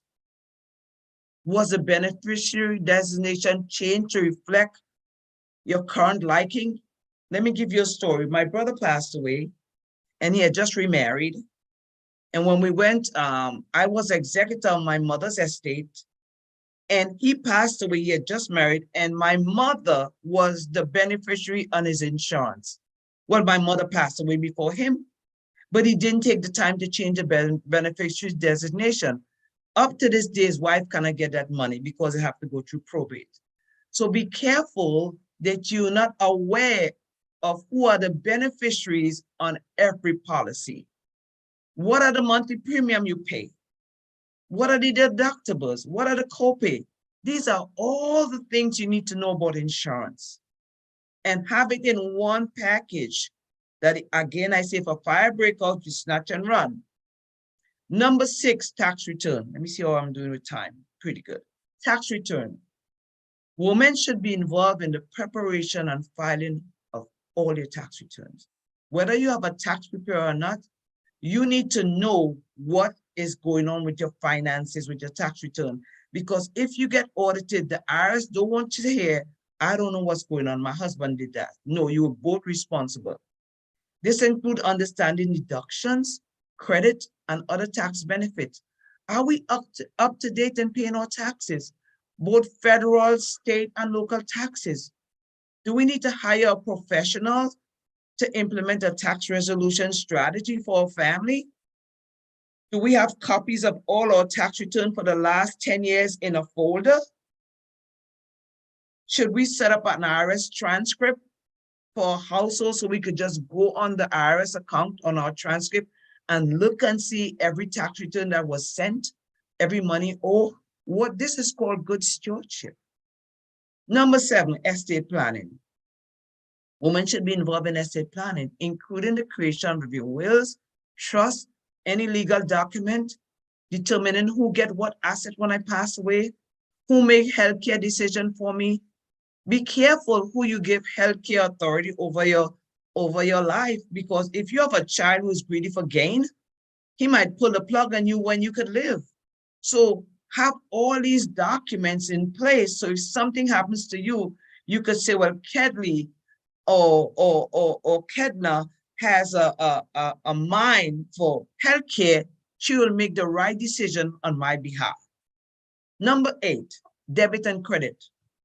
Women should be aware of any outstanding debts and credit that their household has, including credit card debts, student loan debts, and other loans.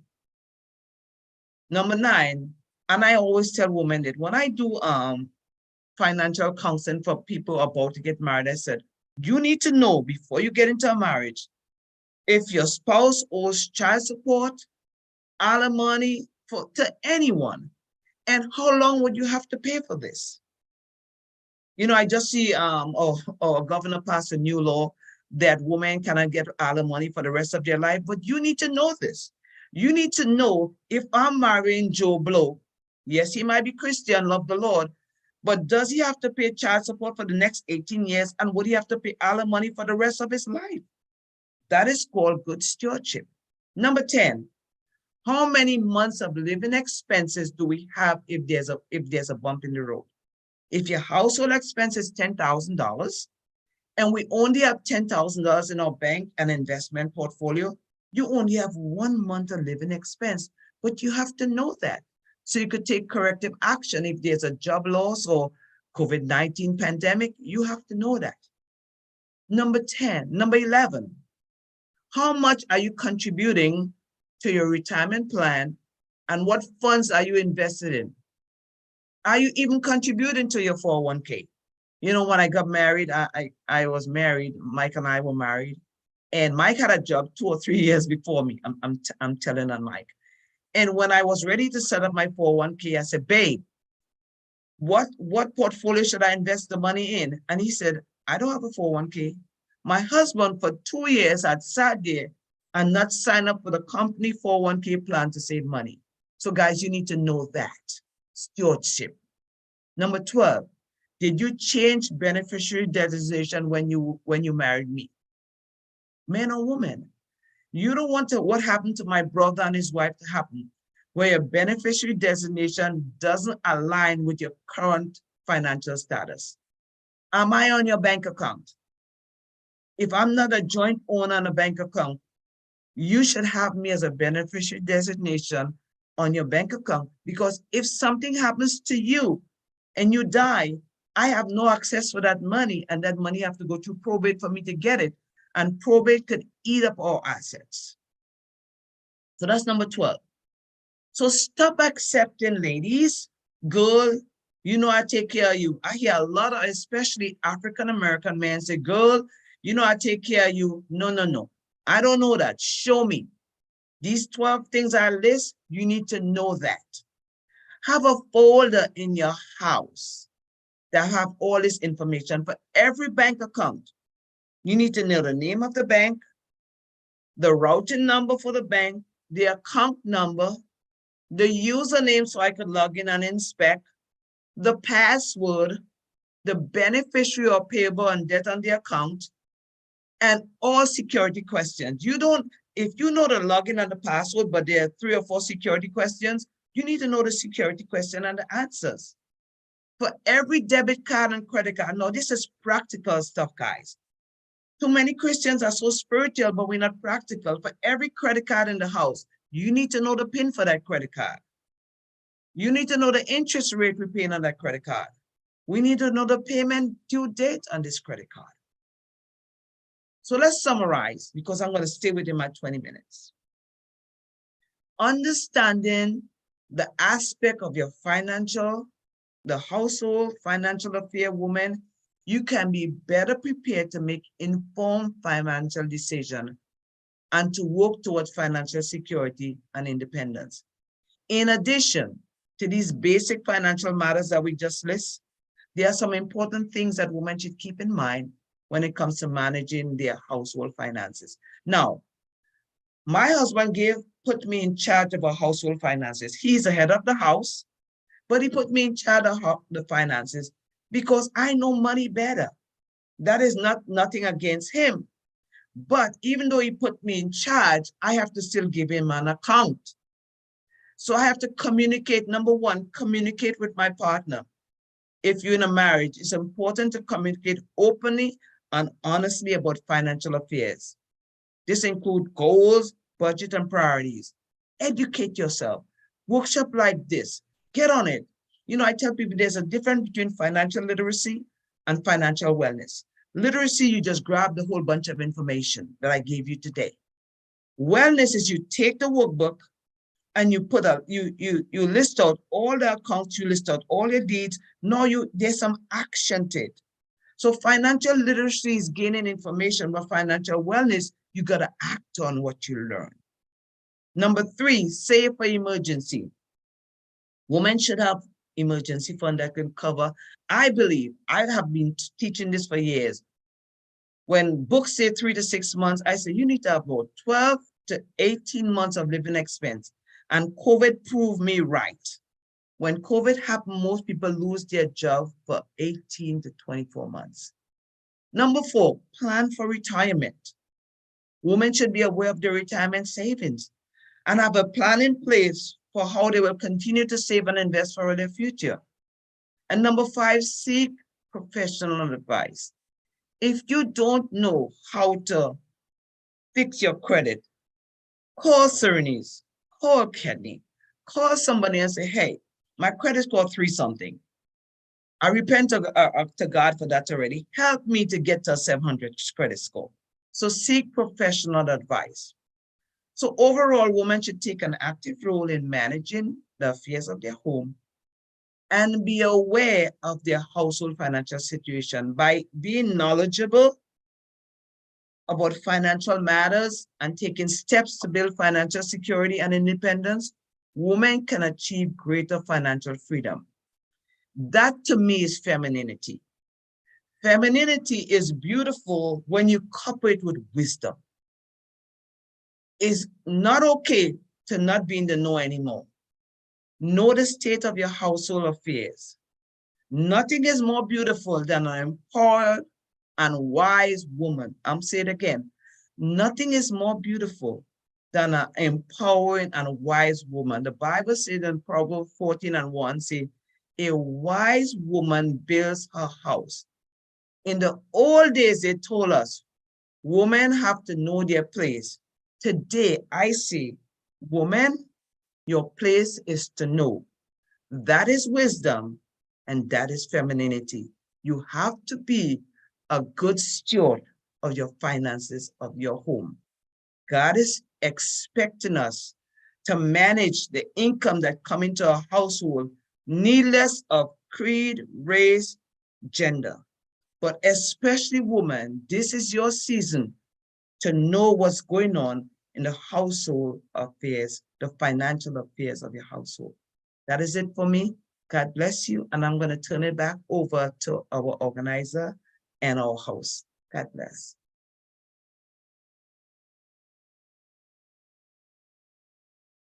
Never know, you never know.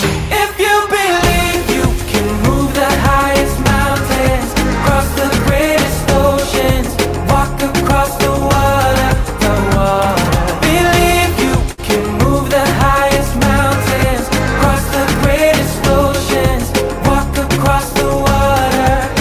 If you believe. They say that all you need is faith. But it's almost like you lost your... All right. Well, thank you guys. Thank you guys for being here. Thank you guys for being here. We currently have more than 30 people joining in on just live alone, and not to mention Facebook Live and also YouTube Live. So this is amazing. The information is getting out there and a lot of lives are being impacted. So with that being said, I know that if this information is being useful, I want you to just go ahead and take a quick second to share this.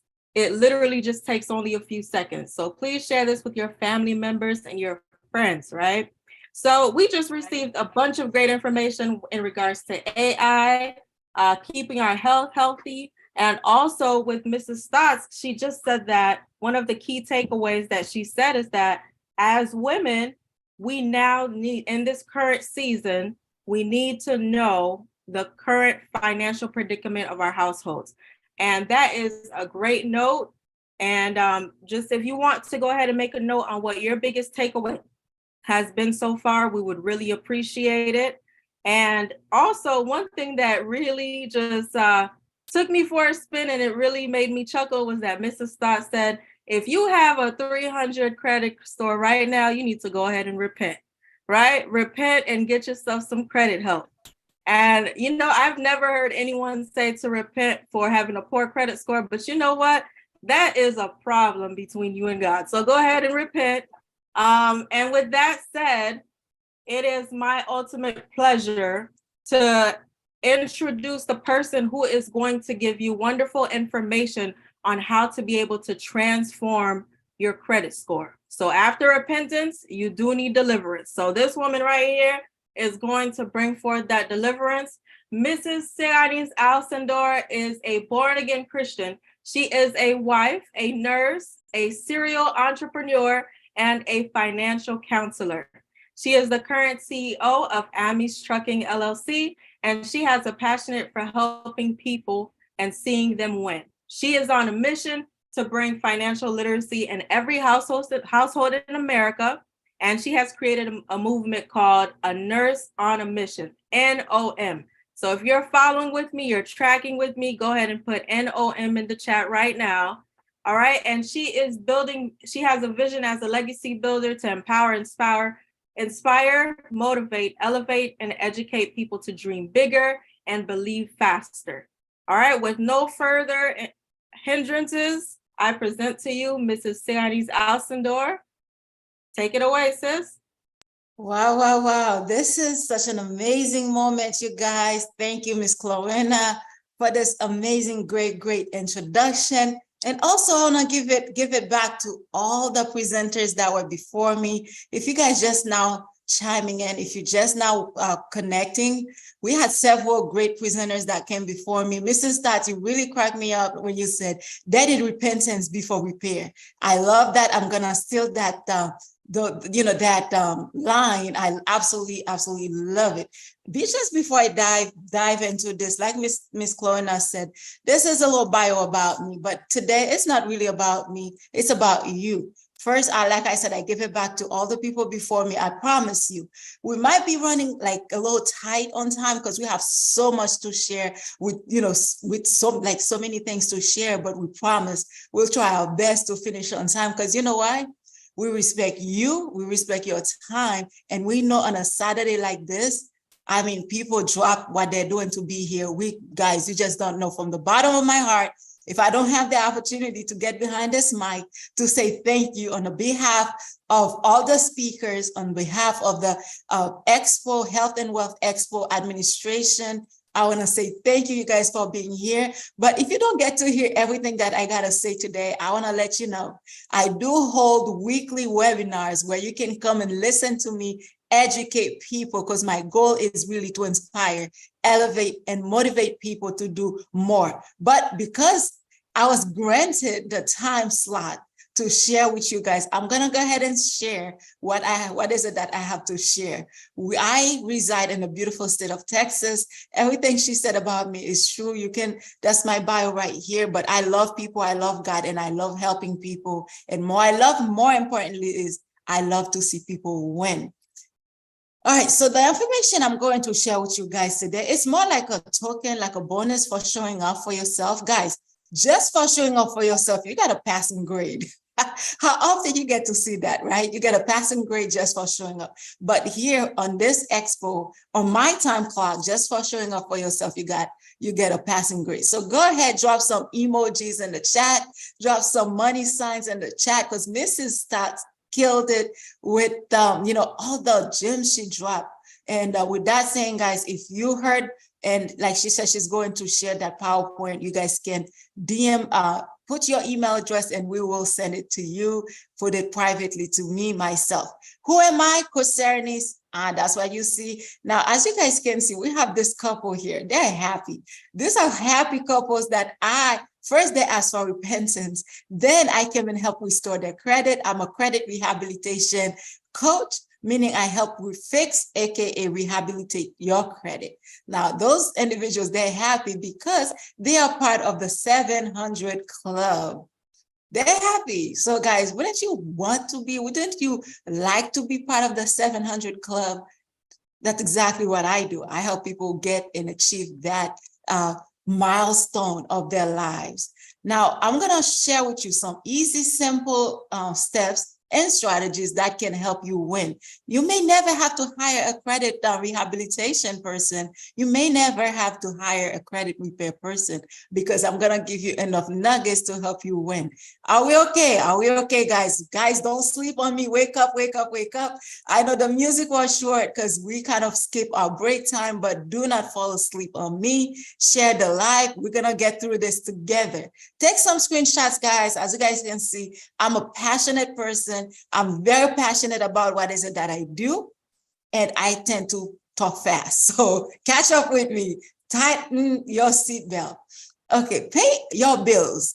Now, we have 7 strategies I'm going to give you to help get you to the 700 club. First, pay your bills on time. Now, you might say, "Dawg, that's easy." I'm going to show you what's easy to do is also easy not to do.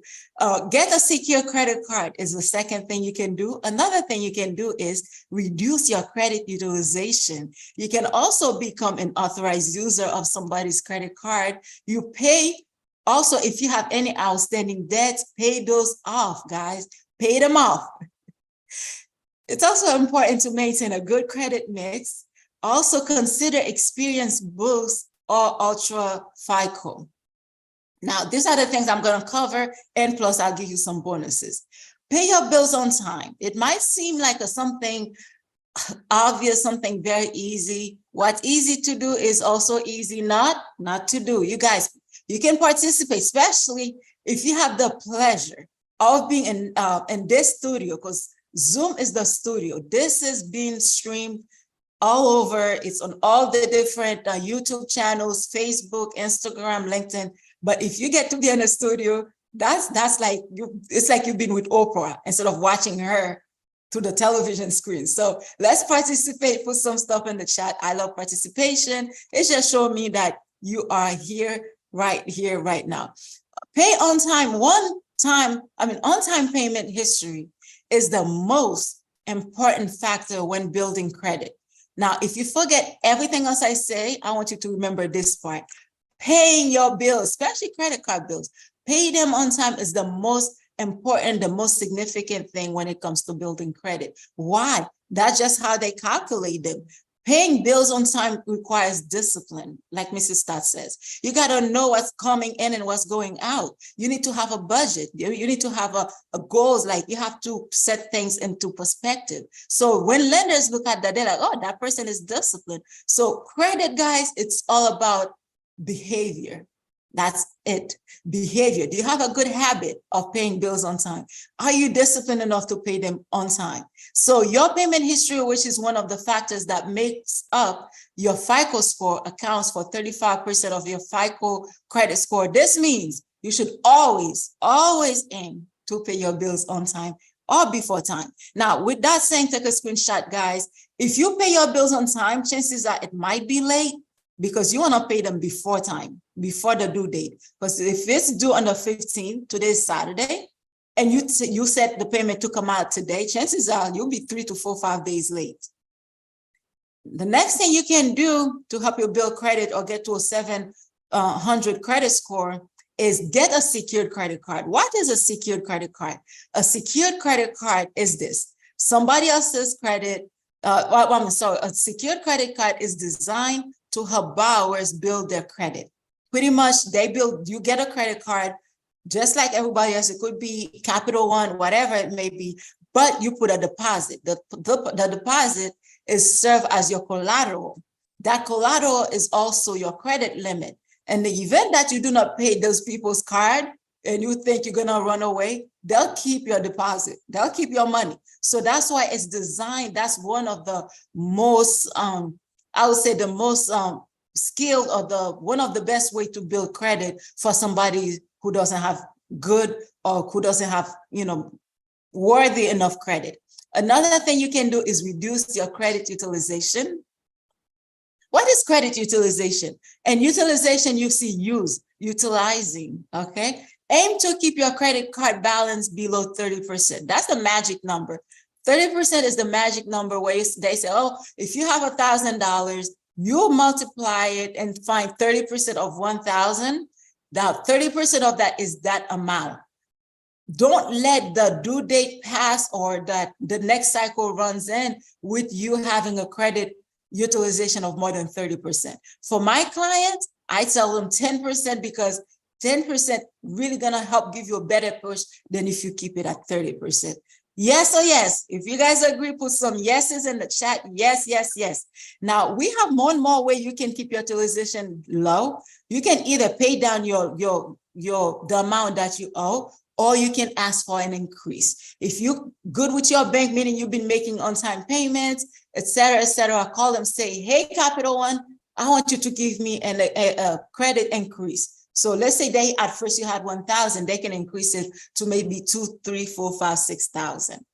Another way you can build your credit is become somebody else's authorized user. Authorized user means what? It means somebody else authorized you to use their credit card, pretty much piggyback. So they kind of carry you to get you that credit score that you did not have. It's a fast way to build credit. However, the person who's giving you the authorization, you have to make sure there's somebody you can trust, meaning make sure or knowing that they have a habit of making on-time payments. And if you have a way of finding out, make sure they have a good credit score, because good credit scores oftentimes means good habit. So make sure their credit scores is maybe in the 700s, it's 700 to 800 scores. Keep in mind, guys, if the main cardholder has made on-time payments, then your credit scores will increase. If they don't make on-time payments, forget it. Pay off any existing debt. What it means, if you have any debt that's already been sitting there, like if you have a mountain high of student loans, if you owe like some personal loans, whatever it may be, pay those on time, pay them off. Pay them off, pay them off. So try your best. If you have to get some kind of side hustle, if you have to, I'm not gonna say get a second job, because I often say 2 jobs are for 2 people, 3 jobs are for 2 people, but find ways. God gives you skills and talents. Find ways you can help other people get what they need so that you can make some extra income to pay those bills off, pay those debts off. Okay, now I said bills, then I fixed my mouth and said debts, because there's a big difference between debts and bills. Okay, so you can reduce that, you can do that. Now, there are different methods out there that help people pay off debts. Maybe you guys have used some methods in the past. If any of you guys have used any kind of methods to help you pay off debts, go ahead, share it with us in the chat. Go ahead, put it in the chat. If you're watching us through social media like Facebook, YouTube, still put it in the comment. I'd love to know. I will tell you. Now, they have one called the debt avalanche method and another one called the debt snowball method. The avalanche method, this one, you focus on paying off the highest interest debt first, and then you keep like, though, if let's say you have one that's 30%, another one that's 3%, the avalanche says, you know what, pay the debt that is 30% first before you pay the 3%. Now you have another one called the debt snowball. That one, it says, you know what, if you owe somebody $100,000 and you owe somebody else $50, pay the $50 first, then pay $250, then pay $500, then until you get to $100,000. So that's 2 different methods. They both work. It all depends on preference. Me personally, I prefer the debt snowball method because I like to see accomplishment. It helps me feel like I'm winning. And that's the one method I used several years ago. A young man called Dave Ramsey. I'm not promoting him, but I'm grateful because through his method, me and my husband, we were able to pay off over $160,000 in 20 months. And we're not like big people making big money. It just teaches you some discipline. Maintain a good credit mix. I'm almost done. Maintain a good credit mix is also a great way to build your credit scores to a 700 plus. We have 2 types of credit. We have installment and revolving. Installment means like a car loan, a house, meaning student loans, debt loan, those kind of loans, you're making installment payments until you're done paying it. Revolving, like a credit card, it's like you're paying every month, you use it, you pay it, you use it, you pay it, and there's no deadline when you're gonna be done paying. You pay what you owe until the cycle keeps going for years and years and years. For example, I give you some examples here already. Take a screenshot. And like I said, if you like what I'm talking about and you want more info, follow me. I'm on Facebook, Instagram, everywhere. Just type Coach Serenys and you can get in touch with me. But I really wanted to share my passion with you guys so that we can help you win. Also consider something called Experience Boost. If you've never heard of Experience Boost, all it is that you get that instant boost to help you boost up your credit score so that you can get to that 700 club. It's easy, it's simple, you guys, it's instant. Experience Boost is really a good way to help you get that instant boost that you may need. You can go on Google, type Experience Boost. There's not too many moving parts, and you can get that done. Monitor your credit reports, very important. You can't really, how you gotta monitor your credit, okay? Monitor your credit, that's the only way you can measure it. If you don't know, the free annual credit report is a website that gives you access to your report. At least they used to do it once a year. You get one free one a year. And since COVID, they have been giving one free one every 7 days.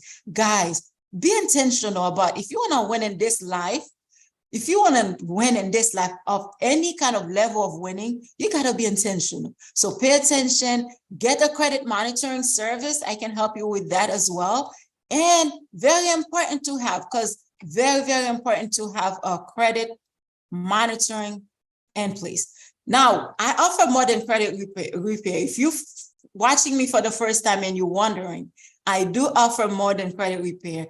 I help personal credit rehabilitation. I don't even call it credit repair because I'm not a repairman. As a nurse myself, I call it credit rehab because I rehabilitate something. You know how when somebody goes to the hospital and let's say they had a stroke and they need rehab, I help rehabilitate your credit simply because I mentor you. I coach you. I'm a coach. I coach you. I educate you how not to get into that predicament in the future. So that's what I do. And that's how I'm able to help change lives one person at a time. I help business credit. If you have a business and you need to get funding, we help you get funding for your business. We also help you build and establish business credit. Merchant services, if you have any kind of restaurant, any kind of business that accept card, any kind of payment in the form of debit card, credit card, we help you with the best merchant service. If we can beat what you have, or if we can't match it, we'll give you $300. You hear it from me, $300. So let's share that $300 and we can help you. CRM, which is customer relation management, personal and business loans. Guys, a lot more that we do because as a coach, that's what we do. I want to say thank you for watching. Before I let you guys go, let's keep in touch. Let's stay connected. Not only you can find me on Facebook, Instagram by just typing Coach Serenys, but this is my email. Email me. We'll be able to get you any information you may need. We don't charge for the services. All we ask back is please share what is it that we do. All of these great speakers we have today, they don't get paid. They give their time because they love to share. They love God and they love sharing. But support their businesses. We're going to give an opportunity where we're going to share all those sponsors and businesses that sponsored our program. Please support those businesses and said, hey, I heard of you on the expo, on the Health and Wealth Expo. This is my number. Please call me. It also accepts text messages. My website also, you guys, you didn't get to see what the website, but again, with my information, you'll be able to connect and find me. I'm everywhere. Just type Coach Serenys. Once again, once more, thank you guys for sticking around.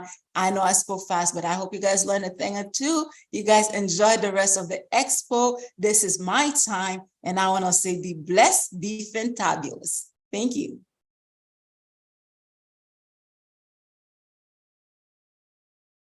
In the darkest night, but on your own you'll never know, you'll never know. If you believe you can move the highest mountains, cross the greatest oceans, walk across the water, believe you can move the highest mountains, cross the greatest oceans, walk across the water. If you believe. They say that all you need is faith, but it's almost like you lost your way. Took a few wrong turns, took a few breaks, falling behind now looking for grace. Cause you need someone to lift you up, yeah, make right all the things you've done. Cause on your own you'll never know, you'll never know. If you believe you can move the highest mountains, cross the greatest oceans, walk across the water, the water. Believe you can move the highest mountains, cross the greatest oceans. All right, all right, all right. Thank you, Miss Serenese, guys. If Miss Serenese killed it, put some hot emojis on the chat, some fires, thumbs up, sevens. I need to see some fired up. I need to see the chats firing up right now. We're gonna take a mini break to give a shout out to everyone who's still with us, you know, still hanging tight with us. Then we're gonna go on social media, Facebook and YouTube. But in the meantime, go ahead, grab a snack if you have to, water if you have to. And for those who just joined us, we wanna welcome you. And this is the Health and Wealth Expo Mastermind. And we hope that everyone so far is, you know, learning something very valuable that you can take home for you and your family. So for those we did not introduce yet, or we did not give a shout out yet, I believe I introduced Mo Zodoa. Welcome, welcome. iPhone 13, welcome aboard. Thank you for joining us. All right,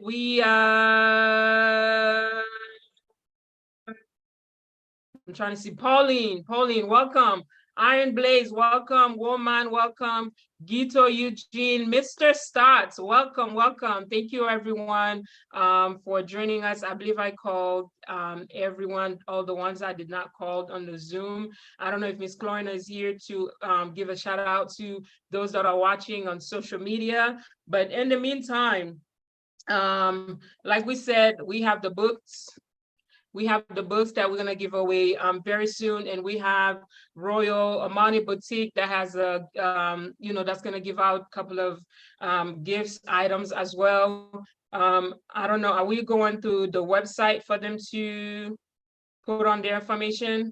All right, so go to legulesexpo.com. So we can select, we can do a proper selections of, you know, all the books that we're gonna give out to, or if you would like the gift card as well, we'll do that. So hang tight, get some water. Let us know how you enjoying the event so far. What else?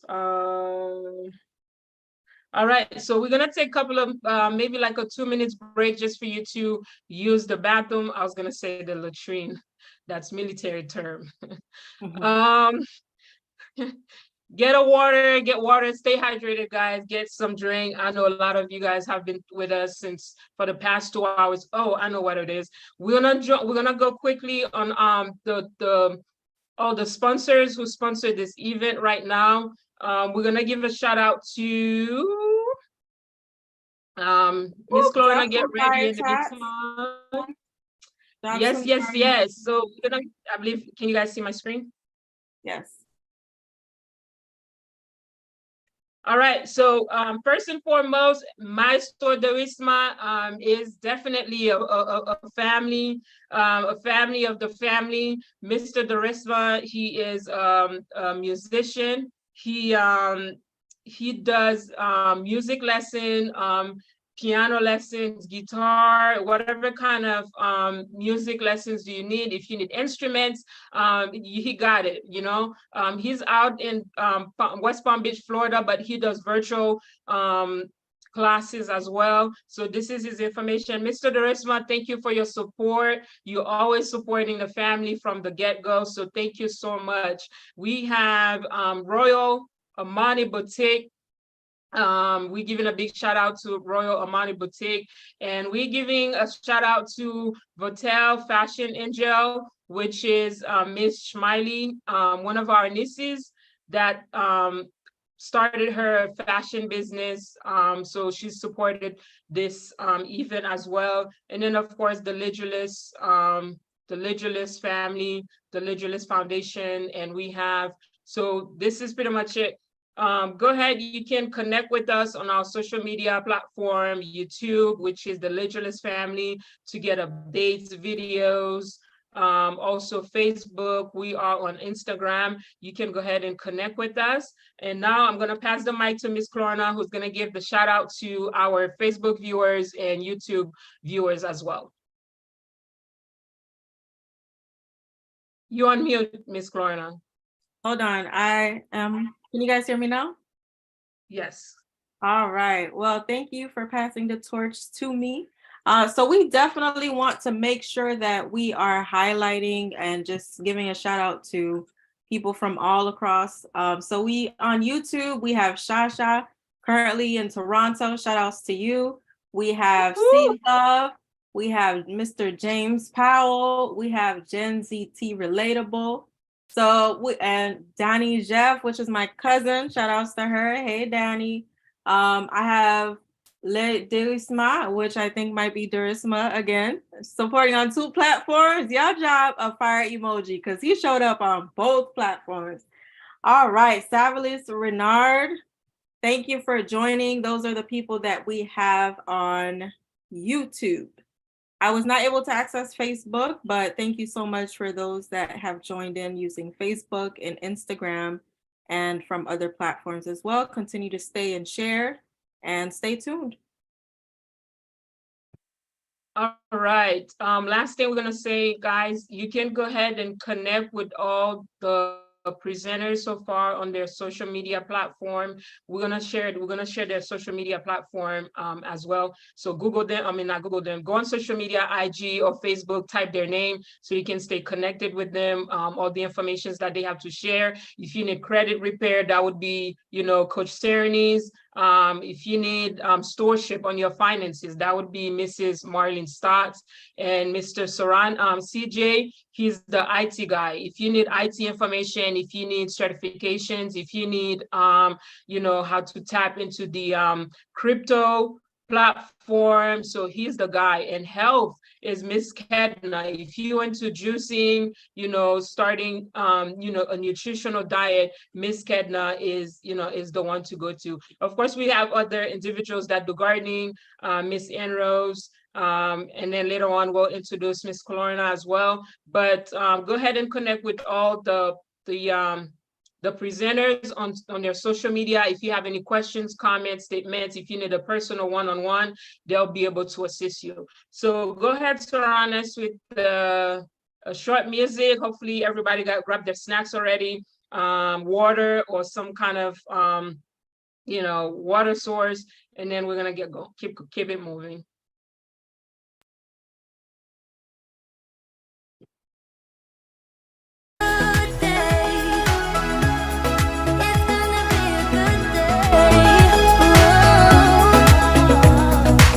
He made all the planets, he made all the stars in the sky. He knows what he's doing, he's gonna make it alright. And when the wind's blowing, there might be a reason. It is something I'm learning, something I'll never forget.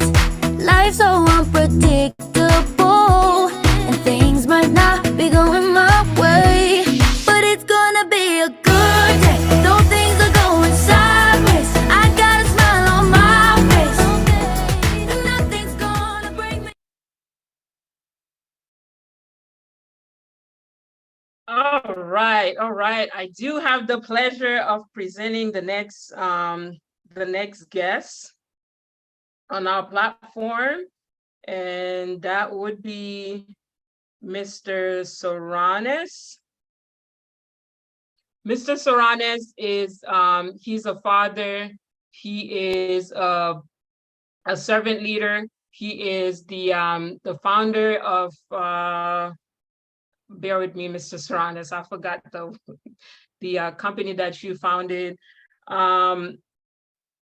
So he is an expert in life insurance as well. So he has an amazing presentation that he's going to share with you guys. So stay tuned, continue to take notes on your information. And Mr. Soranes, go ahead and take it away. All right, thank you very much, Ms. Kedley. Thank you for the great and warm introduction. Today, again, it is my absolute pleasure. Can you guys see my screen? Is that a yes? Give me a thumbs up if you guys, can you guys see my screen? Okay, put a 1 in the chat, guys. I can't see you, but if you can see me, go ahead and put a 1. Let me see if I can see this one. Yes, so put a 1 in the chat. Let me know that you can see it. So I know we are all on the same page and I'm not leaving anybody behind. All right. So today we're going to be talking about what we call generational wealth. So let me ask you guys by show of hands, who believe that is a thing? Do you think generational wealth is a thing? If so, do you think it's a problem? Okay. And number 2, do you think we as Black people or as minorities, do you think we can use it to our own advantage? Okay, these are my questions. So let me show you something, okay? What we're looking at a dollar bill. So if you guys can see my screen, I have a dollar bill, I'm holding it right here. All right. And then on this hand, I have what you would consider to be what, 13 cents, okay? So that's 12 cents, but the point remains that 12 cents, that's a dime, and then you have 2 pennies. So again, a dollar bill right here, and then you have a cent right here, okay? So just a moment, let's go ahead and do this one. So yeah, so that's what we're looking at right here. So what this represents, my friend, is the wealth in this country, okay? So this means the average white family in America has $1, and then the average Black family in America has only 13 cents. So it means the wealth gap, what we call generational wealth in this country, is massive. The average white family has 8.5 times more wealth compared to average Black family. So every time you step out there, this is, I mean, I did not come up with this number. This is true. This is something that's been founded. So this is not something I'm just pulling out. So, and when we're looking at this right here, we're looking at, again, that's the reason why I call this slide dollar and cents. Again, our other counterpart has $1. We only have what you would call a pennies, okay, cents. So that's the reason why it's important for us to be aware of what we call generational wealth, okay? When we talk about that, it's something that needs to be addressed, I believe. Now, addressing it doesn't mean something easy. It just means that's something that needs to be on the forefront for everyone to go and see. So here's what my presentation is going to be based on. So here's the agenda that I have for you today. So we're going to be talking about generational wealth, what it is, okay? We're going to talk about the barriers that we as a community, Black people, African-American, Haitian-American, Jamaican-American, whomever, like Black people or minorities, peoples of color, face in this country when it comes to generational wealth. And briefly, we're going to touch about the 7 ways to build generational wealth. And lastly, we're going to talk about the last one tool that makes it simple, easy and simple to start thinking about building generational wealth. Okay, so let's talk about generational wealth. So when we talk about generational wealth, generational wealth is any type of asset, cash, property, or business that is passed down from a prior generation. So let's say, and that is exactly one of the reasons why this is the gap between, the average white family in America compared to the average Black family in America is so wide, it's so massive, because you have for centuries, and I say this again, centuries, you have certain families that have put strategies in place to pass down money or wealth, or in this case, property, cash, businesses that they have built or they have accumulated. So they pass it down to the next generation. The next generation hold on to it, they build it, they make it more, they pass it down to the next generation, and so on and so forth. And that's how the cycle continues. At this rate, my friend, it's not getting any better for us Black people, okay? So the gap between haves and haves not in America will and only will get larger compared to what it is today, okay? So let's talk about accumulating wealth, okay? There are different ways to accumulate wealth, and that can be passed on to future generations. Usually that includes owning real estate, investment, especially if you have a retirement account, and we're talking about stocks, financial assets, stocks and so on and so forth that we have in the stock market that people have used to prolong or even to increase what we call the generational wealth in this country. Okay.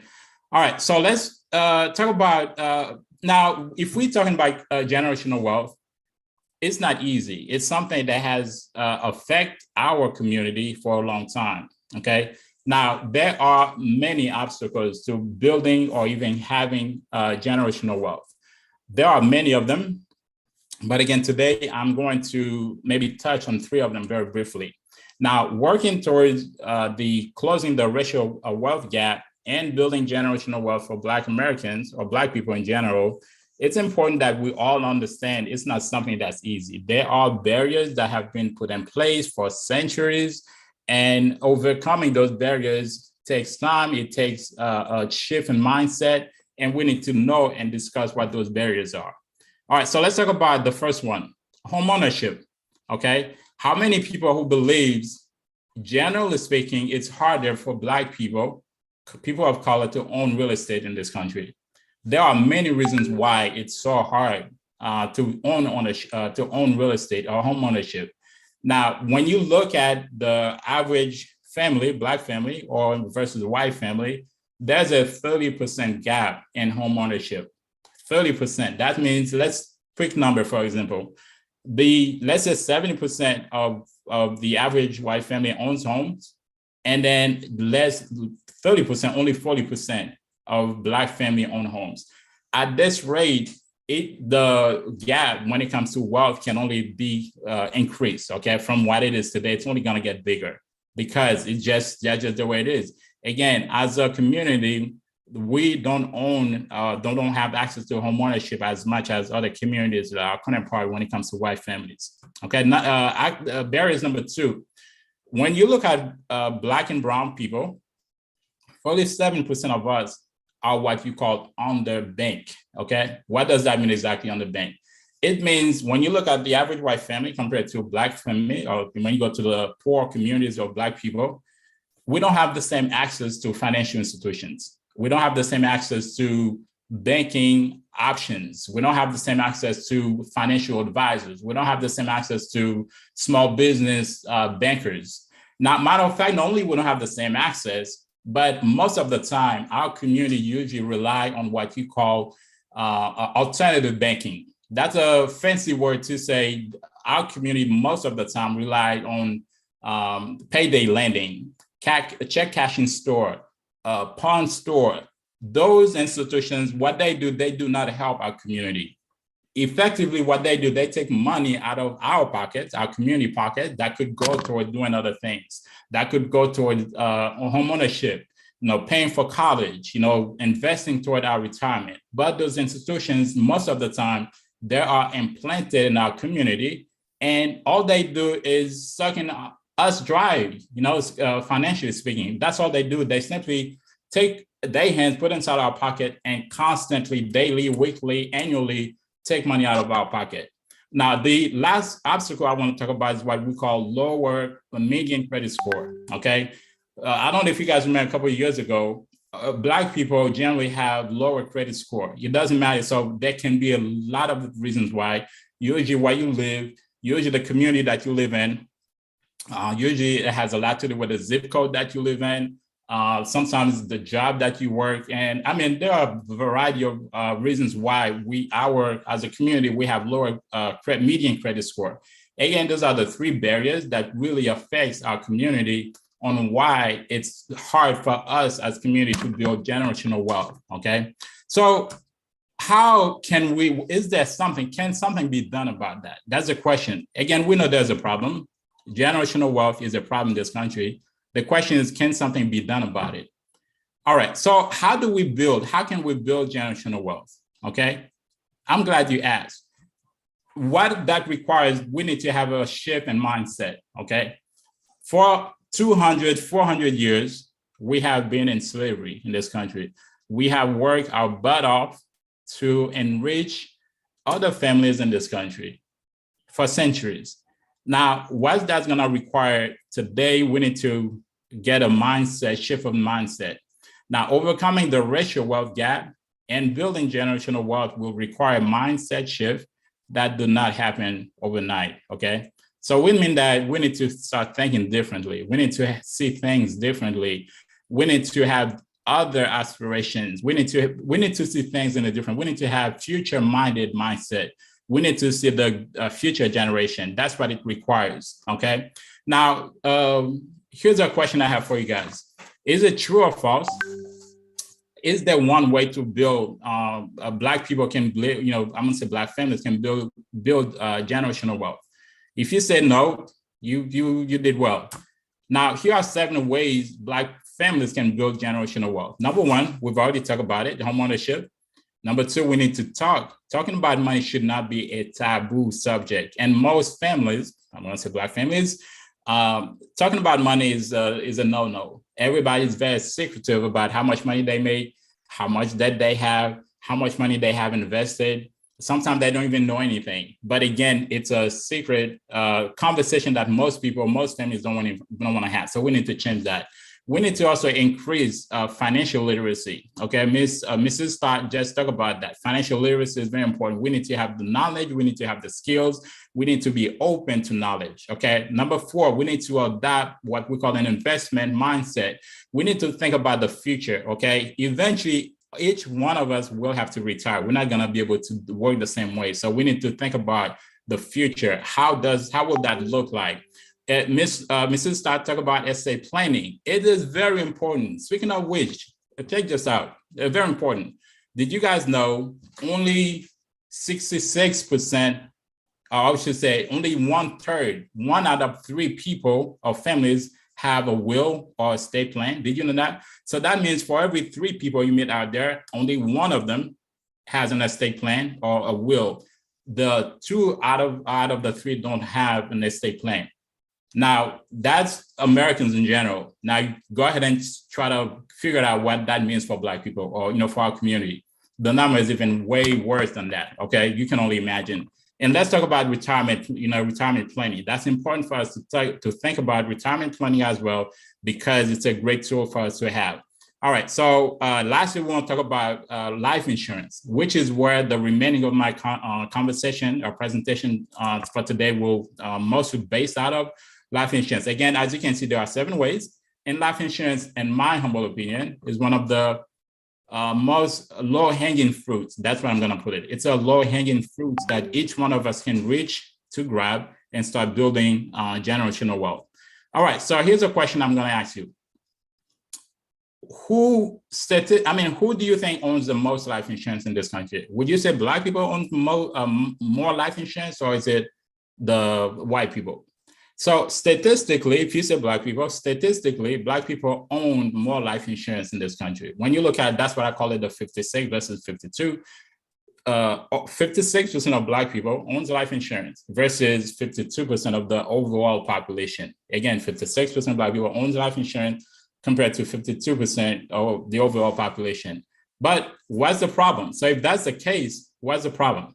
All right, but first, let me ask you this. What do these companies have in common? Okay, so we were talking about life insurance. What do these companies have in common?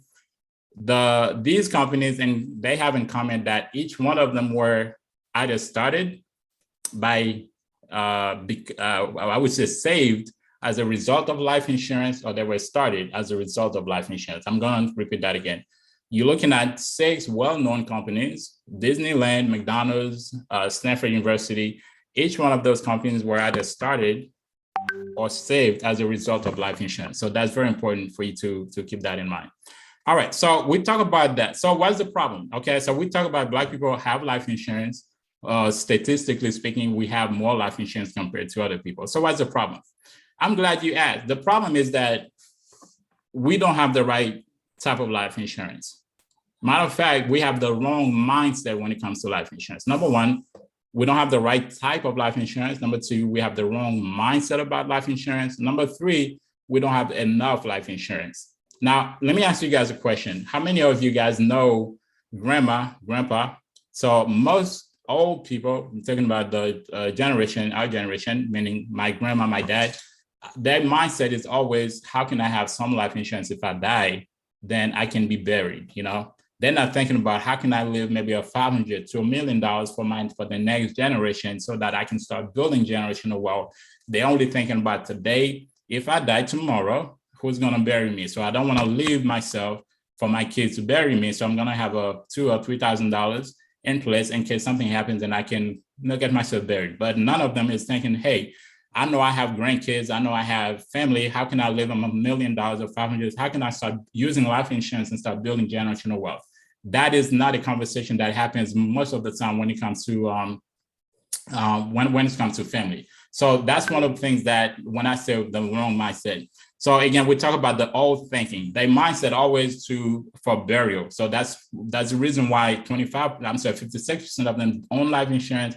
But usually life insurance is all about burying themselves, for a funeral cost or even, some small amount, not the big amount that they need for us to start building generational wealth. So how has people with skills and knowledge have been able to use life insurance?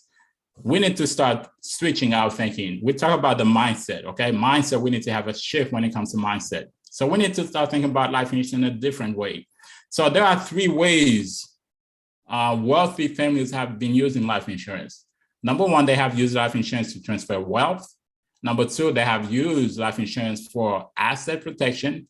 Number 3, they use life insurance as they're living today. And that's one of the biggest things that our communities usually think about. If I have life insurance, it means I'm gonna die. If I have life insurance, I have to die for me to use it. That is false. That is false. You do not have to die for you to use life insurance.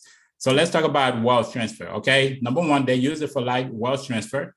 Number 2, they use it to protect their asset, okay? Your ability for you to work is an asset. Your income, the fact that you get to go to work every day, you earn an income, that is an asset. You need life insurance to help you protect that asset. Again, your health is an asset. You need to be able to protect that asset. I repeat, your ability to wake up tomorrow or on Monday to go to work and get a paycheck is an asset. You have to protect that. So that's one thing that have they been able to use that. Now let's talk about life insurance while they're living, okay? Life insurance as you're living is a great thing. It's what I call the 21st century, 21st century ways of using life insurance. It's what they call living benefits, okay? Living benefits is a game changer, people.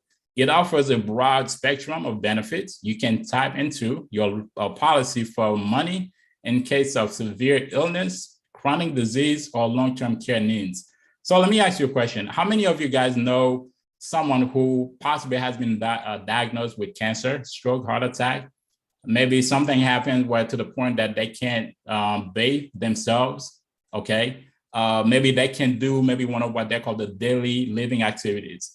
Many of us, if I were to ask, know someone, you can most likely be able to raise your hand. So life insurance while you're living allows you to be able to have money, to pull that money and use it to take care of yourself, okay? So how does that help you exactly? Now, if you have a life insurance where you can use it as you're living, so you don't have to die when you use it, what it does a couple of things, okay?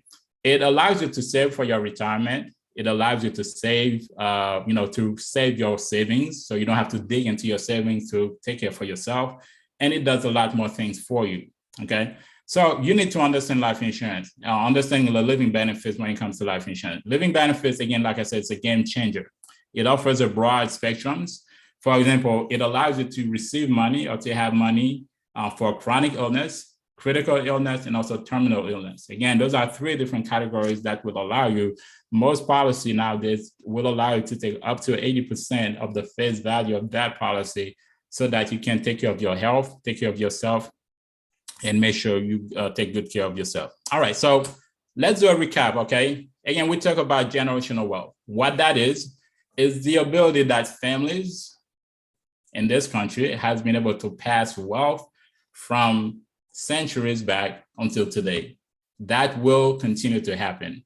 The gap between the average white family compared to the average Black family is only getting bigger, okay? So it's not getting smaller. So how does that affect us? Can something be done about it? My answer is yes, something can be done about that. And that's the reason why I recommend that today there has to be a shift in our mindset on thinking about we need to have a future mindset. Again, there are 7 ways you can, Black families can build generational wealth, okay? Of all the 7 ones that I say, usually the one that's the low hanging fruit, the easiest way to start is to start having life insurance. Way too many of us don't have life insurance or don't have what we call adequate life insurance or the right life insurance. So we need to start thinking about a different way to do that. So the secret sauce for most families, how families have been able to use life insurance to transfer wealth or build generational wealth, they think about transferring their wealth, using life insurance to transfer their wealth, protecting their assets, and be like, okay, how can I use life insurance to protect me today so that I get to use it as I'm living, okay? So here's something I want to leave you with, okay? There's no easy way to pass on generational wealth than to have a life insurance policy with named beneficiaries. Again, named beneficiaries. It's a tax-free wealth creation that allows you to leave an even bigger legacy for future generations, okay? I'm gonna repeat this last sentence. Yeah, it's a tax-free wealth creation tool that allows you to leave an even bigger legacy for future generations, okay? So today, I hope you guys took something out of this. Again, it's not here to tell you to get life insurance, but the message is for you to think about generational wealth in this country, okay? Generational wealth is that it's a good thing. It's a real thing in this country, okay? So hold on, let me turn on my timer. So yes, so generational wealth is a thing in this country. Unless we change our mindset, unless we change how we see things and how we do things, the gap will only get bigger. But there are ways to help reduce or shrink the gap between Black families and white families. And the easiest way, the basic way to get started on that is to have life insurance, okay? All right, so thank you very much. And it was a pleasure for me to present to you. I would love to stay in touch with all of you guys. I do have a personal blog, so this is my shameless plug. This is my shameless plug. I have a personal blog. If you want to stay in touch with me, check it out, saranes.com. That is my personal blog. If you go there, you can see all my social media handle. You can check, stay in touch, saranes.com. Again, that's my telephone number. If you want to send me a text message or reach out to me, again, saranes.com. Stay in touch. And I hope you guys, if you have questions, you can always reach out to me or check out the lejulis.com website, which is the family portal that we have resources for you. And all right, so who's next? All right, guys, thank you very much and stay tuned, all right? All right, go ahead, who's taking the mic? Well. Hello, guys. We are reaching towards the end. That was amazing. We had some amazing speakers, guys. Just before we bring our last guest speaker of the day, guys, I want you guys to go ahead and put some fire emojis, guys, because it's been getting gooder and gooder. No, it's been getting better and better by the second. And every second of the time we spent together, guys, has not been nothing but amazing. Now, as we're bringing on the next speaker, she'll be the last speaker of the day. Mr. Sarana is gonna give us a little bit of music. As we're bringing this person on, I'm gonna introduce her. Sarana will play some music and she'll take the mic. She's somebody who I have a lot of respect for. She is a servant leader. She is a coach. She's nothing short of being amazing. She also serves in the military. She is a coach. She is somebody who loves changing lives. As she's bringing on her clips, I will let her little bio tell you a little bit about her. As you can see, she's a speaker. She's a writer. She loves to write. So she is also an investor. She is an active military, serving in the military, serving for our countries. I want you guys put some thank you or prayer hands. Thank you. Michelle's already started with that. Give us some fire hand, like praying hands. Also, she's a servant leader. She loves helping people achieve or meet their goals. Her aim in life is really to inspire and help people to reach their dreams and live a better life. What better way to live your purpose by helping other people? And there's a great great author that Miss Kedley also loved, who said, the way for you to achieve your dreams is help other people, enough people reach their dreams. Mr. Soranes, drop some music as Miss Kedley's doing as she comes on and take the mic. And also she was one of our hosts for today. Mr. Soranes, go on. Okay, it's coming up. Walk across the water if you believe. They say that all you need is faith, but it's almost like you lost your way. Took a few wrong turns, took a few breaks, falling behind now looking for grace. Cause you need someone to lift you up, yeah, make right all the things you've done. Cause on your own you'll never know, you'll never know. If you believe you can move the highest mountains, cross the greatest oceans, walk across the water, the water. Believe you can move the highest mountains, cross the greatest oceans, walk across the water. All right. Miss Kedley, the mic is yours. And as she's grabbing the mic, I want to let you guys know, if you are just now connecting, we do not own the right to this amazing music that we have. This is for entertainment purposes only. And Miss Kedley, the mic is yours. Thank you. Awesome. Good afternoon, everyone, once again. Can you see my screen, Coach Serenese? I sure do. Go ahead. Yeah, we see it. All right, awesome. Good afternoon, everyone. Once again, my name is Kedley. I go by Coach Kedley. Like Ms. Serenese said, it is an honor to be here on this platform to share some of my experiences with you guys and the information I'm going to share with you. You know, like Ms. Serenese said, one of my aim in life is to inspire one soul. If I can inspire one person to be the best version of themselves, to me, this is fulfillment. And that's what I reach for every day by allowing me to be the best version of myself. The information I'm going to share with you this afternoon is very significant to me in terms of that arena, because 10, 15 years ago, I didn't know about that information. So therefore I was going after, I don't even want to say my goals. I was just going into life with just, whatever, until reality hits and I had to pivot, where I had to make a U-turn and recalculate my life, what's going on, and how to plan my life, how to achieve things.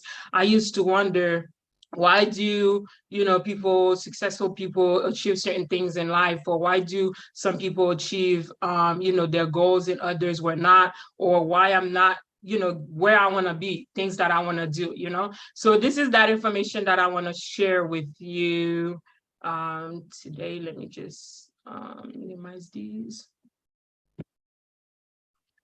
All right, so my topic would be on goal setting 101, right? How to unlock your path to greatness, guys. So before I get started, right, and I believe this topic kind of summarized everything that our guest speakers already spoke about: AI, health and wellness, your exercising, your diet, your finances, your stewardship and stuff like that, to credit repair, to having life insurance and stuff like that.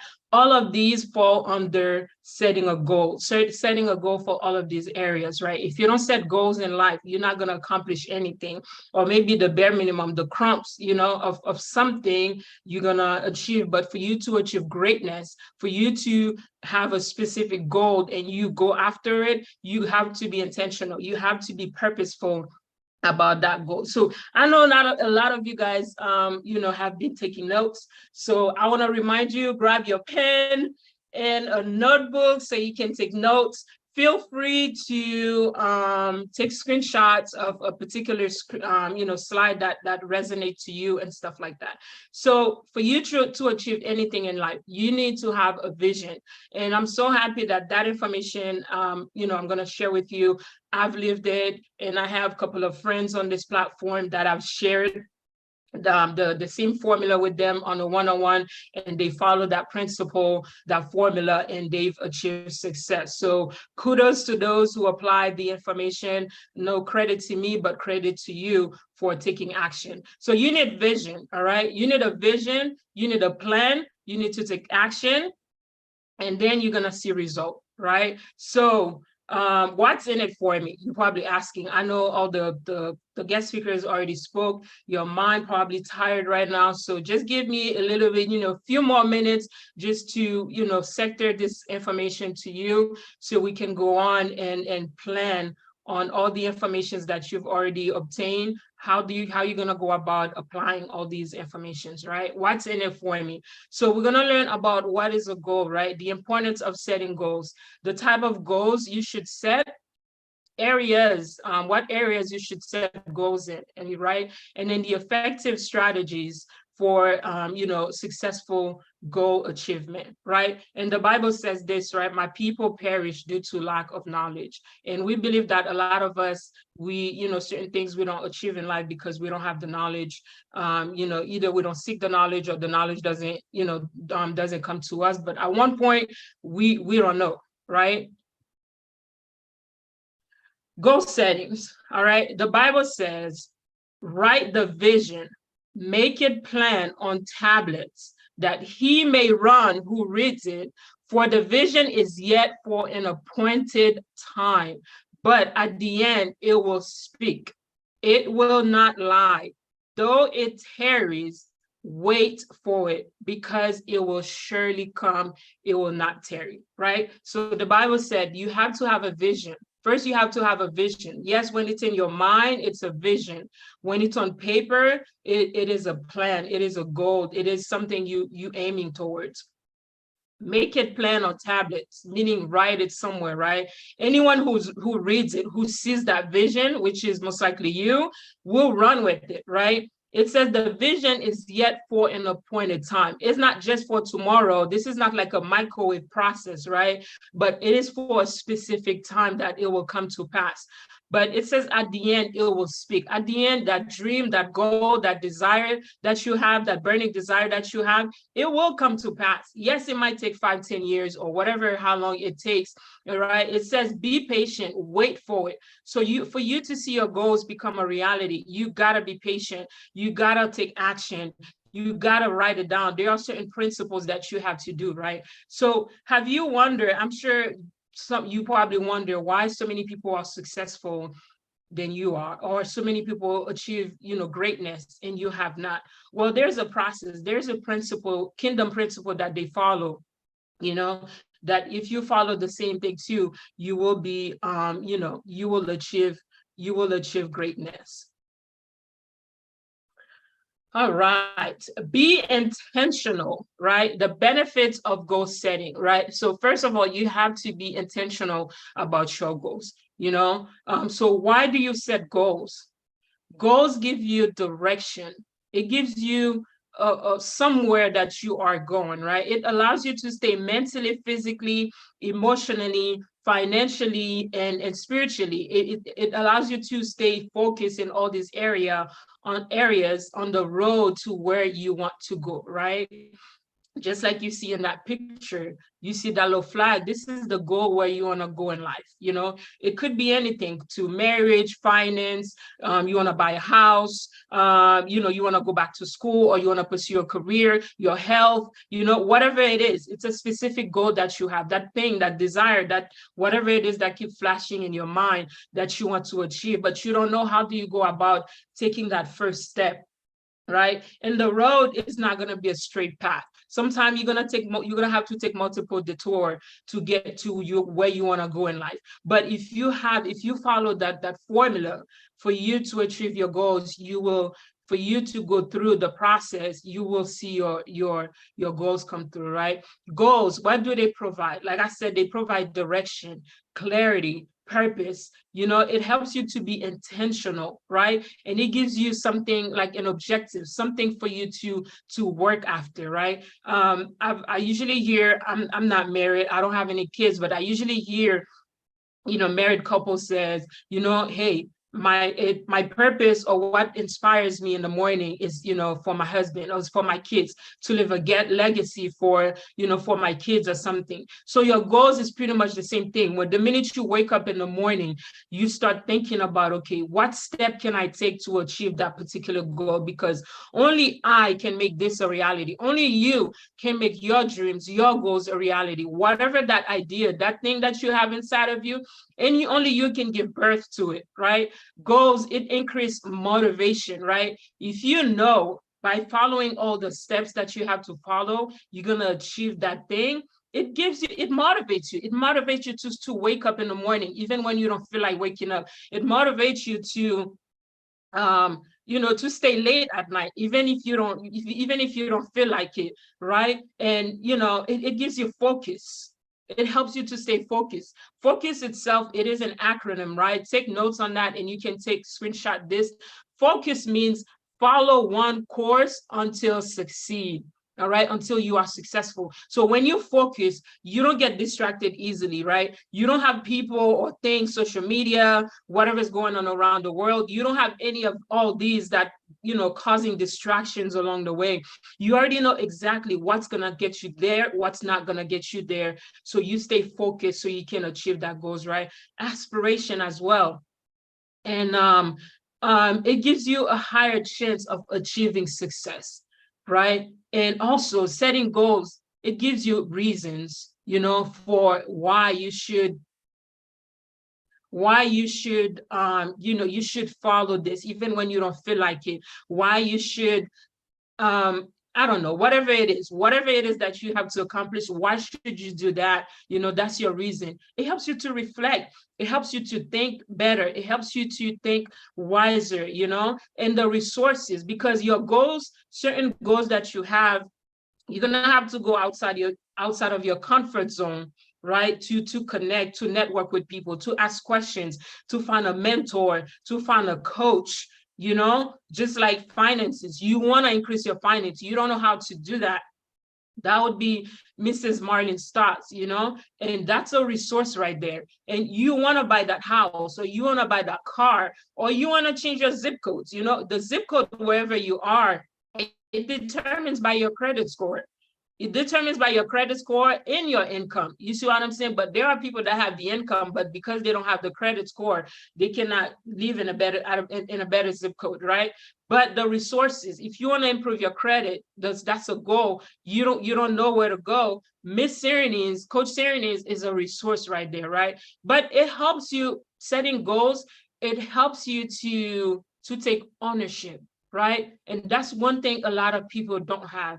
And that's one thing, just like Serena said, I'm an active military personnel. I have soldiers under me. And a lot of my soldiers, I've seen, like, when they do wrong, they don't like taking ownership. And sometimes when I go through my counselings with them, I said, listen, it's all about taking ownership. The minute you take ownership for your life, your goals, what you've achieved, what you have not achieved, the minute you take ownership to that particular thing, this is where your breakthrough comes in. This is where your breakthrough starts, right? And results, of course, at the end of the day, we all want results, right? At the end of the day, you go to your job, you do a 9 to 5. At the end of the week, you're expecting a check. That's a result. At the end of the month, you're expecting something. You go to school, at the end of the semester, you expect to pass that class, or at the end of the, at the end of the program, like Miss Kedna will be graduating soon with her master's, right?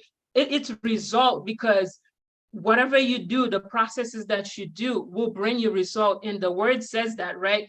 It says, wait for it, it will surely come. It will surely come. It will come to pass, right? So what kind of goals should you set?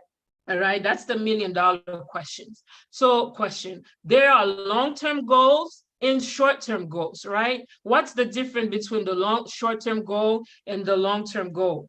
Short-term goals are accomplishments that take up to 2 years, no more than 2 years, right? Let's even push it a little bit to the left, about a year and a half. If it's going to take you more than a year and a half, then it falls under long-term goal, right? So it takes you under 2 years to achieve in a short period of time, right? So with short-term goals, you're going to set daily goals, weekly goals, monthly goals, you know, maybe a 3-month goal, a 6-month goals, up to a 12-month goals, right? But it's a step. There's a process for you to be able to start building things, you know, start writing your goals now that you want to achieve January of 2024, which is what, about 5 months from now. For you to be able to think that far, you have to be able to master your daily goals, right? Me, and I always tell my siblings and some of my friends, I do not start my day without an agenda, without a goal. What is it that I want to accomplish? You know, when I wake up in the morning, if I did not write my goals the night before, I do about 3 things first, right? You know, wake up, do my devotion, you know, conduct personal hygiene. And then the next thing is either my breakfast or writing my goals, or doing both at the same time while I'm listening to something positive or something instrumental that will expand my mind, right? So I can elevate my mind, so I can, you know, CJ talked about that personal development. And I believe Mrs. Marlene Scott, you know, touched on that too, personal development, expanding my mind to see, okay, what are my targets? What can be a distraction for me for the day? What cannot? If I set this particular time for me to study, I don't care who calls me, I'm not gonna pick up unless it's a family member that calls me 3 times. I know for a fact it's, you know, it's an emergency. But besides that, I already set that time to study, and that's what I'm gonna do. And the enemy will put distractions. The minute you make a decision, you will find all kind of distractions that will come your way. That's where, once you set goals, you will know what is a distraction, what is not a distraction. If it was not in my agenda, unless it's an emergency, I consider it as a distraction. I don't care who it is, right? So long-term goals, right, are accomplishment that takes 3 years or more to accomplish. You know, which some of them can fall under a yearly long-term goal, a 3 years, 5 year, 10 years. You know, you probably standing on the road just like this guy, like, where do I go? Do I start with my long-term goals? Do I start with my short-term goals, right? It all gonna depends on which one is more priority, which one are, you know, which ones are important and stuff like that. But you know, there's no really a strong formula that says, okay, start with the short-term goals or start with the long-term goals. Now, short-term goals, it builds belief, right? If you set your goals and be like, today I'm going to accomplish 5 things, and you got 4 of them right out of the 5 things, you check them off your list, that's going to give you a booster of you know, faith of mind. If I can achieve those 4 goals, guess what? Tomorrow I repeat the same thing, right? And that habits becomes a weekly habit, a monthly habit. Then from there, not only you tapping into short-term goals, you have the skills to start, you know, targeting your long-term goals. So if you're the type of person that like to get distracted or discouraged very easily, I would say start with short-term goals. That short-term goals will build, you know, faith, steps, you know, a solid ground for you to build, to, you know, tackle your long-term goals. Short-term goals. What are some of the short-term goals you can set, right? You can set short-term goals on your health. You know, maybe you want to start that, you know, juicing, like Miss Kedna said, or you want to start going to the gym, or maybe start doing some home exercises, you know, which, you know, I focus on the physical fitness as well, but not so much. You know, I'm more into the goal setting. If I can help you get to start on your goals, then you can transition into the physical fitness of doing some home exercises. Maybe you don't have the time to go to the gym, or you don't have the finances to sponsor that monthly membership. At one point, I did not have that monthly membership to go to the gym, and I didn't have the time neither. So I never had a gym membership, right? But there are some home exercises you can do, 5 minutes, 10 minutes, you know, you can do on that. Relationships, right? What kind of relationships do you want to build? Healthy relationships, you know, maybe a relationship for this business, maybe, you know, relationship with yourself, with your you know, surroundings around you, right? Hobbies. What are some hobbies that you would like to start on, that you can start setting small goals towards them, right? And personal development. I'm very big on personal development. Personal development is you developing yourself. You know, wherever you want to go, you're not that person yet. you have to become that person for you to achieve that thing that you want to achieve, right? For example, I'm just going to throw it out there because that's what just come to mind. You want to buy, a 4 or 6 bedroom house, but you have 1 bedroom apartment, right? You cannot maintain that 1 bedroom apartment. So for you to be able to receive that 4 bedroom house, you have to start developing your mind, all right? Developing yourself on becoming that person that can manage a 4 bedroom house, right? And that goes on to everything. You want to go to medical school, you want to become that, entrepreneur or business owner. There's a mindset for you to become a business owner and stay on the track and achieve success. You see what I'm saying? And let's go on to weight loss. Weight loss can be short-term goal or long-term goal as well, right?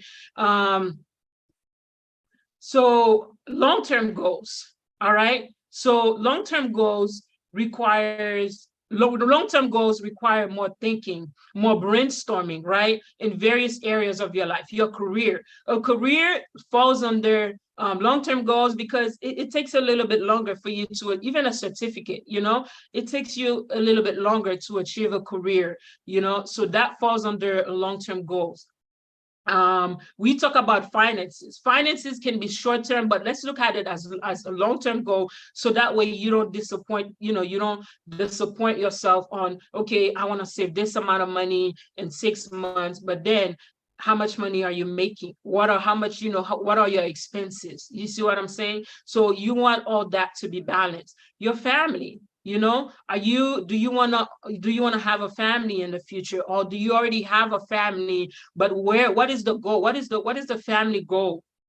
And I believe Mrs. Starr touched on that, where her and her husband, they sit down together, they plan, they have goals, they have not just financial goals, but the family goal. What are the family goals that you have for your family, for your kids, your retirement? That falls under long-term goals too.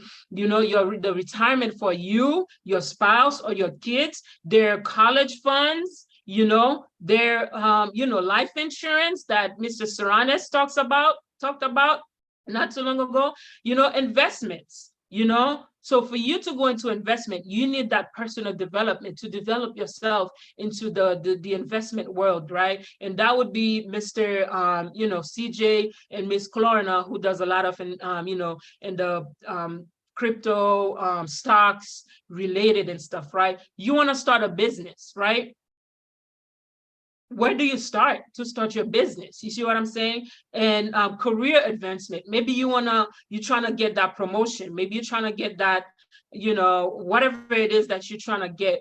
There are certain skills that you're going to have to develop for you to reach that career, that career, that career progression or promotions that you are looking for. Maybe some projects that you want to start. Maybe a nonprofit organizations that you want to start. Maybe you want to give more. Maybe you want to volunteer, in the community. Whatever it is that you want to do, you can make it happen. All right. So my goals, which is your goals, right? When you read this, make it personal and say my goals. I'm going to say Kedley's goals, right? And say your name and put the goals after your name, right? These are some areas that you can set goals.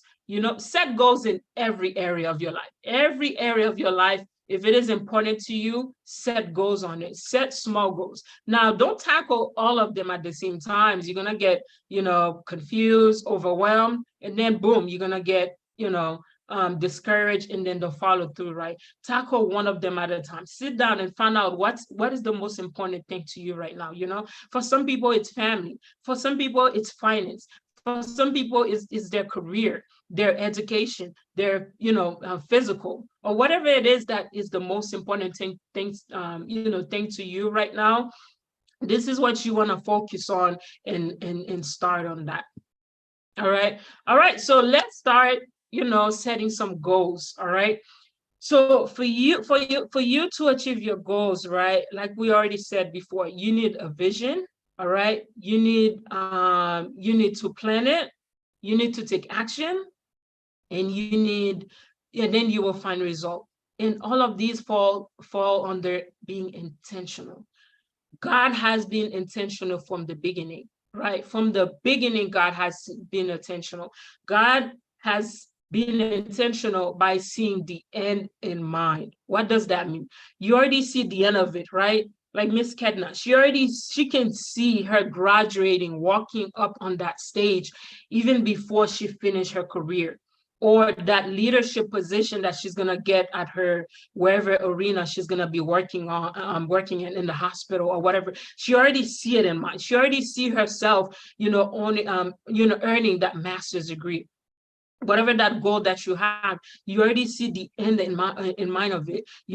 So what is the secret, to achieving your goals, right? Strategies to set and achieve your goals, which are the keys to success, right? Like I already said, right? You need a notebook. It doesn't have to be fancy. It could be, a notebook from the dollar store. I still have a notebook from the dollar store, that little black and white, whatever the name of it is, that little black and white hardcover. I still use that to write my daily goals. It doesn't matter.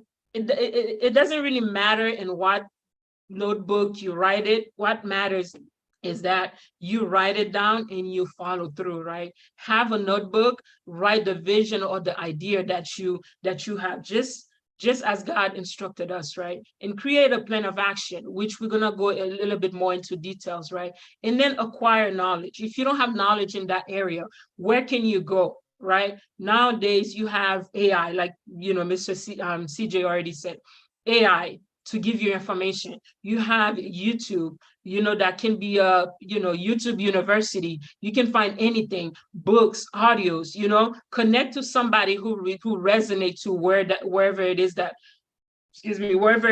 you want to go. And the hard thing is taking action. My friends, I'm gonna tell you this. There are times you're gonna wake up in the morning, you don't feel like it. This is where you will test yourself to see who you really are. Those oppositions, they come in your life to test you, to see how serious you are about achieving that goal, how serious you are about going after that career. All of a sudden your car start breaking down, your finances is going downhill. Would you be willing to take the bus to go to school to pursue that career, right? What is it that are you willing to do to make sure that you are the one that make that dream a reality? You are the one that have to push. Just like a pregnant woman have to push, a baby out, you have to push that baby out of you. Only you can push that baby out of you, right? And prioritize your goals, set milestones and deadlines. And we're going to cover that, and you track yourself. Like I said, when I set my daily goals, I said, okay, today I'm going to call this place. After I call that place or book that appointment, I put a check mark, or I cross it off. I feel like this is the best feeling for me is when I'm checking something off my list, and celebrate at the end. Once you achieve whatever it is, a small little thing, you can still celebrate. Take yourself out to eat, maybe ice cream, not for those that want to lose weight, ice cream, something that, you've all wanted, you haven't had or you never had before. Treat yourself. It could be small, it could be big, but celebrate along the way. All right. And I already talked about setting daily and weekly goals. Review your goals, writing the goals down, and put that notebook somewhere under the couch. Pretty soon you're gonna find the dog will start eating pages off of it. No, you have to keep it very close to you. Make this become your Bible, your purse, whatever it is that it is, right? Make that your goals. And you're gonna need to be disciplined. You're gonna have to be patient, and you're gonna need resiliency to achieve your goals. You're gonna need to be consistent and persistent when those oppositions arrive. SMART goals. It's almost over, right? SMART goals. SMART goals is an acronym that stands for specific, measurable, attainable, relevant, and time bound. All right. This is really your roadmap for you to achieve any goal. It has to be specific. You cannot say, I want to lose weight. All right, that's not specific enough.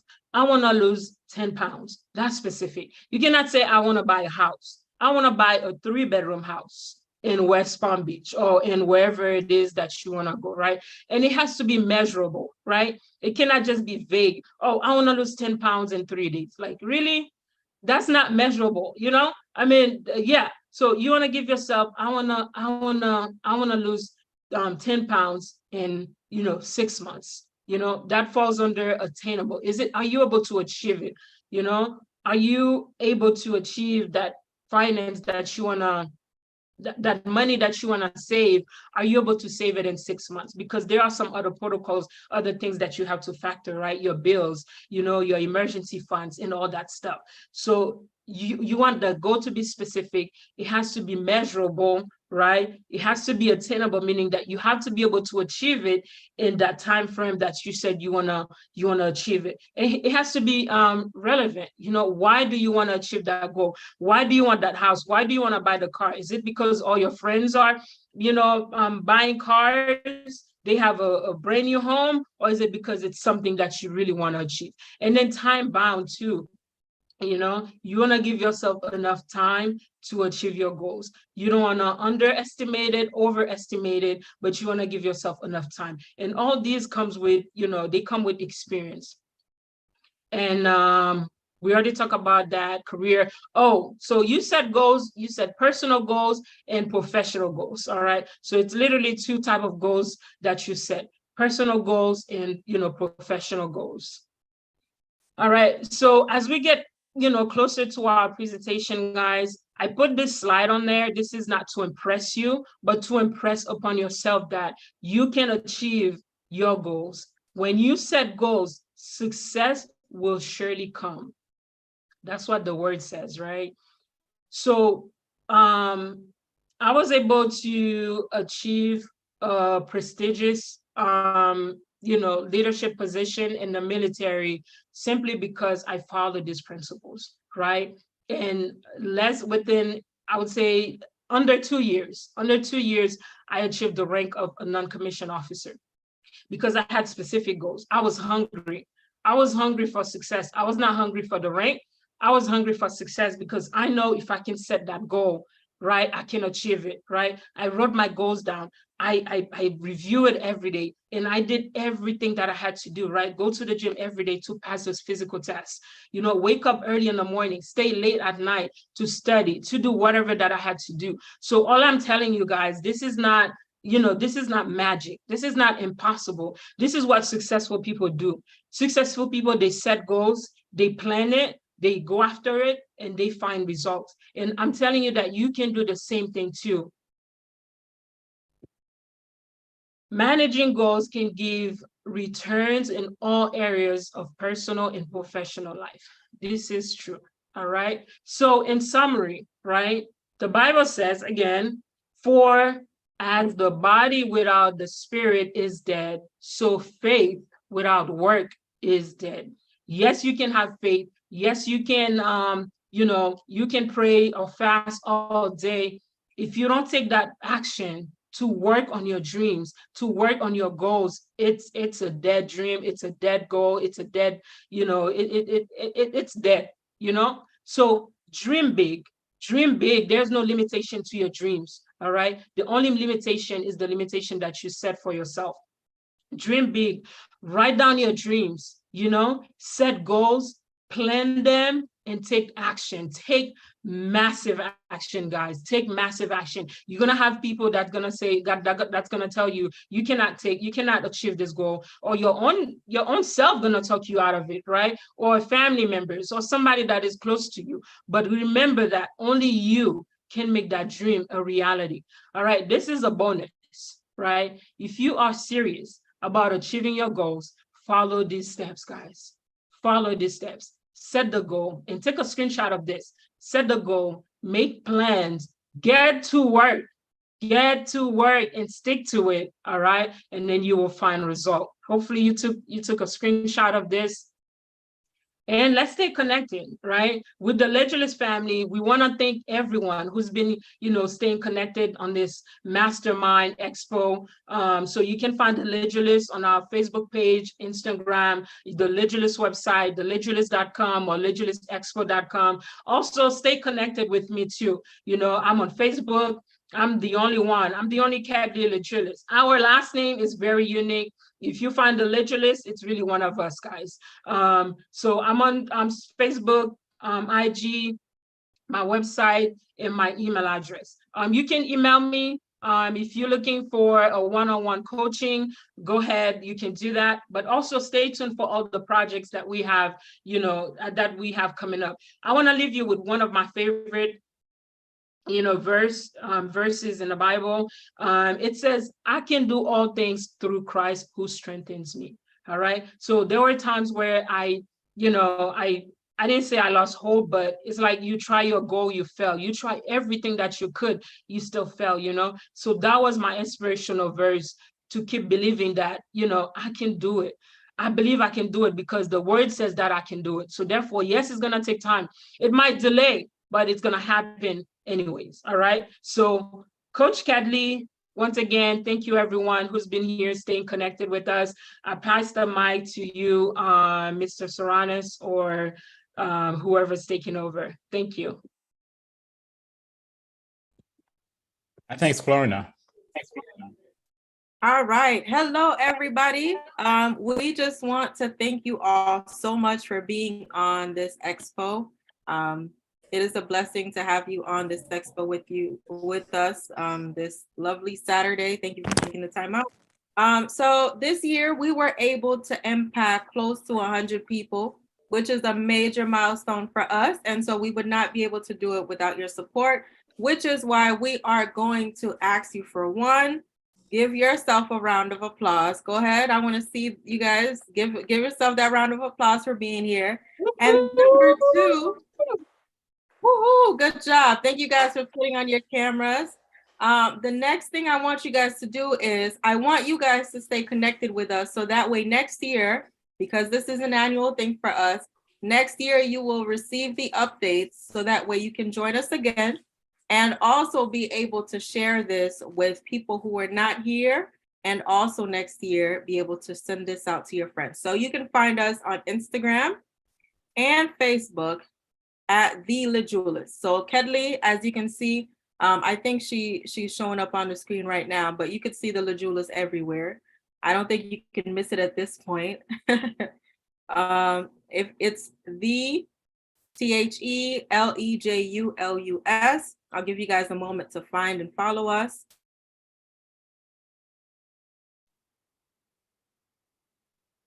All right. March those fingers, march those fingers, march those fingers, march those fingers. Whoop, whoop, whoop, whoop, whoop, whoop.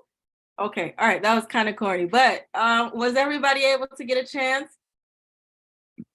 All right, I'm going to assume that you guys got a moment to be able to do that. Next thing, we obviously want to improve this expo. We don't want to stay the same. We want to continuously improve.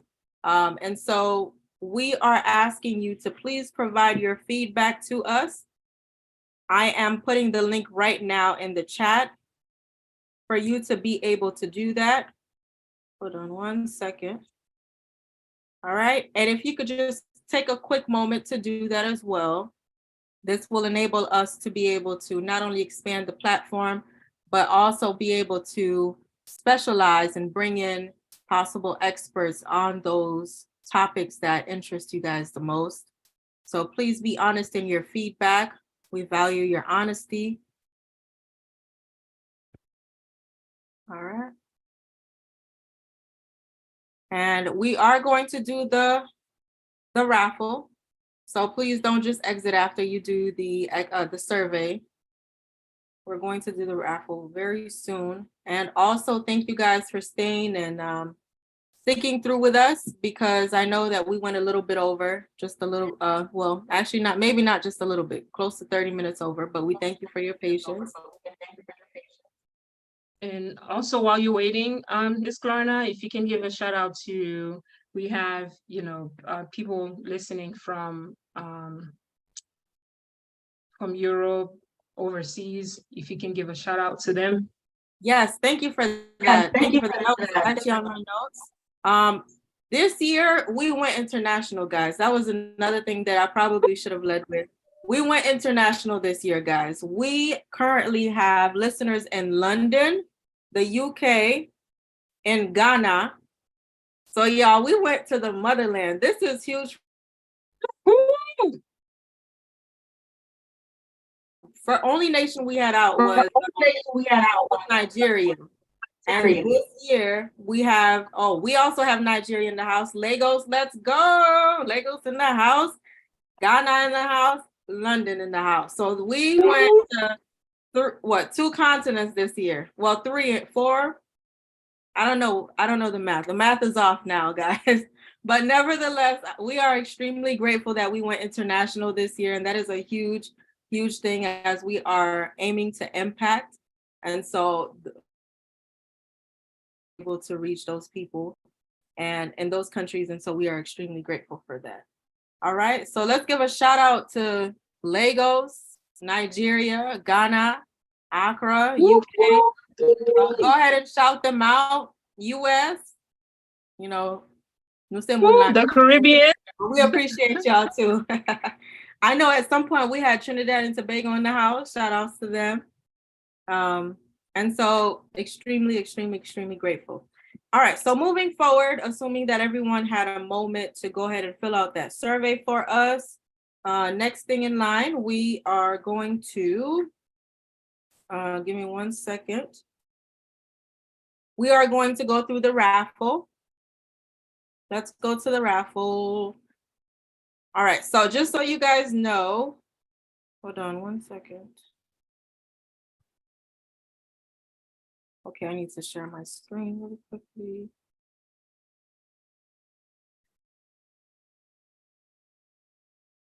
Hold on, y'all.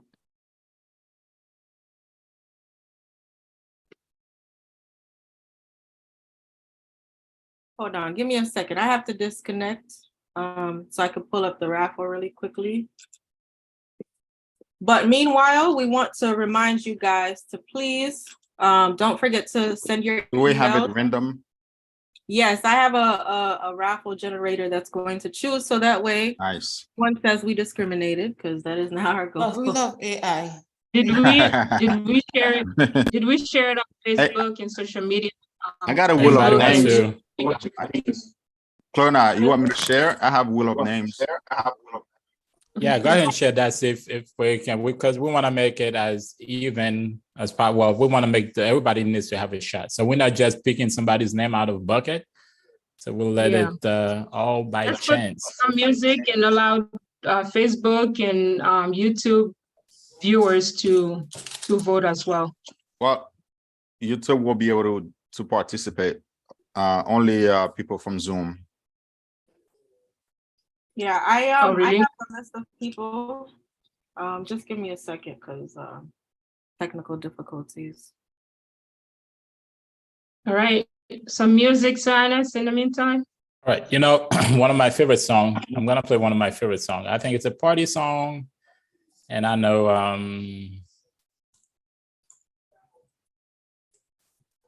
again, we do not own the rights to this song right here.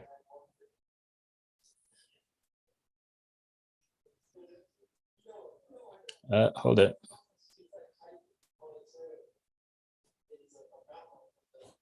All right, here we go. Okay, so a little bit of music while you guys get everything together. So, oh yeah.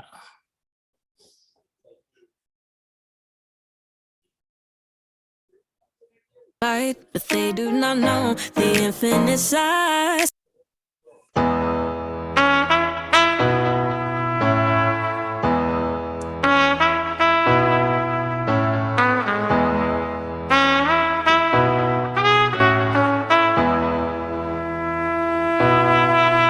When I need motivation, my one solution is my queen, cause she stays strong. Yeah, I'm not a radio DJ, but this goes out to all the ladies. Right there. What was All these popping in other your head girls back are there, Ron? tempting, but I'm empty when you're gone. And they say, do you need me?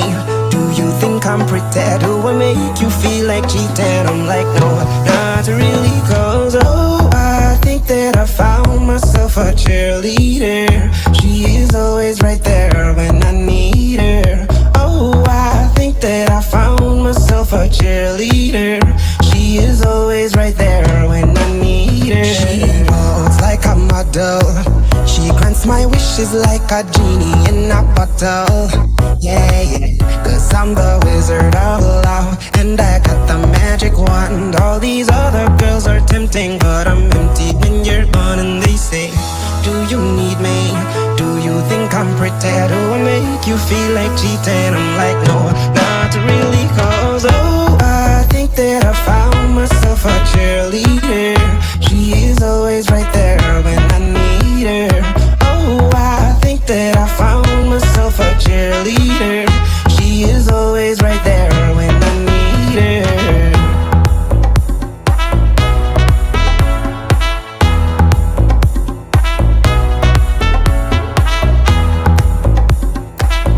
Alrighty. Are you guys able to view my screen? No, can you share it? Yeah, share it again.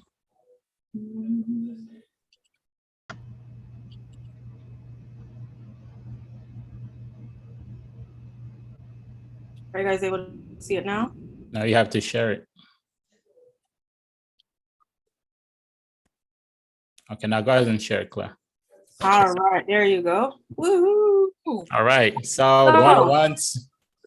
I was able to share everybody, add everybody's name into this raffle. So if you logged in, or if you registered, or if you were commenting, I added your name onto this. And so we currently have 7 prizes. So we know that Mrs. Stotts blessed us with a really great presentation, and she has a great book out. So we are actually going to give 4 people on this call with one of her books. The next one, we have Credit Rehab. So just like we said, we have repentance, we need deliverance. So we definitely need to have those credit scores fixed as soon as possible, or even if you just have any questions about improving your credit, all right? So we have 2 of those, which were graciously gifted to us by Mrs. Steyanis for 2 months. The next one is a Royal Armani gift card. So the boutique also graciously gifted us with a gift card for you to be able to shop with them and find something very fashionable, which was sponsored by Miss Kedna. And so these gifts are amazing. And so I'm going to go and choose each person. I do ask that you reach out to us through email. So I'll add the link again. I'll add the messages again. And the messages, I'm sorry, in the chat, you will get the email to send. If you are chosen as a winner, please reach out to us. I'll add it again. So that's going to be sorales1@gmail.com. That is your method of getting into contact with us, because these names are just, some people provided emails, some didn't, all right? So the first one for the first book is going to be, woo, spin the wheel, spin the wheel. Winner, winner, winner, winner, winner, winner, winner. Hear the drum, the music. All right. Mr. or Mrs. Dilbar is our first winner for the book. Please reach out for your shipping address and your information. All right, congratulations. Let's go. Hold on, Dilbar. let them take a screenshot. Let them take a screenshot. Yes. All right, no problem. Go ahead. All right. Congrats. Congratulations. Yeah, absolutely. All right, so we're gonna remove you so that way you don't get chosen away. That's right. In case you're that lucky person on this call. All right. Bye, Dilbar. Congratulations. All right, next one for the second book. Woo! The energy up.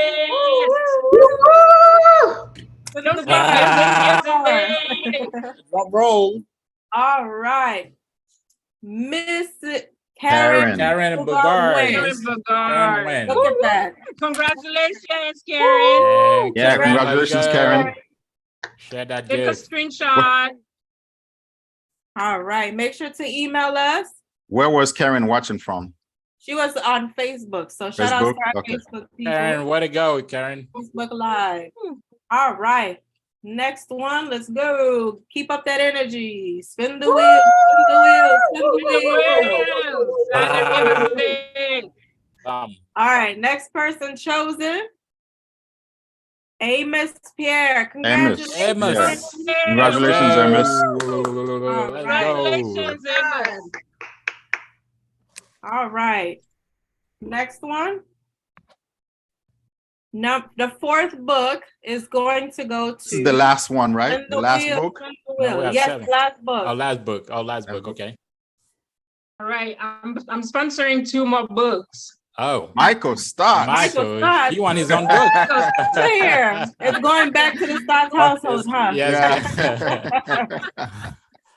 Let's give it back to a well-deserved. All right, let's do another spin. Oh, all right. Let's remove that. Yeah. I want to give a big shout out to Donna Maria. Not that Michael doesn't deserve it, but Michael has what? Thousands of them? Literally. He gets to wake up to the gems every morning. All right. Michael got it for H. Marie H. Wow, Marie. All right, congratulations, Marie H. Wow. Marie, way to go. You're a winner. Take a screenshot, Marie. Marie, she's a winner in our book. You win, Marie. Okay. And all right. So I would like to give 2 more books. Yay. Awesome. Oh, all right. All right. Kelly's feeling generous. Go ahead and bless those folks. Go ahead. Ma'am. Yes. I believe we have great people on the Zoom that really need the book. Okay. Can I win? Right. Okay. All right. So what if the person don't want the book and they want, what if they want the gift card instead of the book? Do they have that option? I don't think they do. Unfortunately, no. At this point, we're just going by the books, then the rehab, and then also the gift card. So we're just going in order. So if you personally want to gift anyone on this call, you can reach out to them. Is that what you meant? Yes. Okay. No, So if whoever selected for the book, they don't want the book. Whoever selected for the book, they don't want the book. They probably want that, credit repair consulting with Coach Serenes. Can they switch? Unfortunately, no. All right. So I had a lot of friends of mine on this. Big shout out to my good friend. All right, let's keep it moving. All right, we'll give that option afterwards, Janice. All right. So the next one for the first credit repair is going to go to. All right.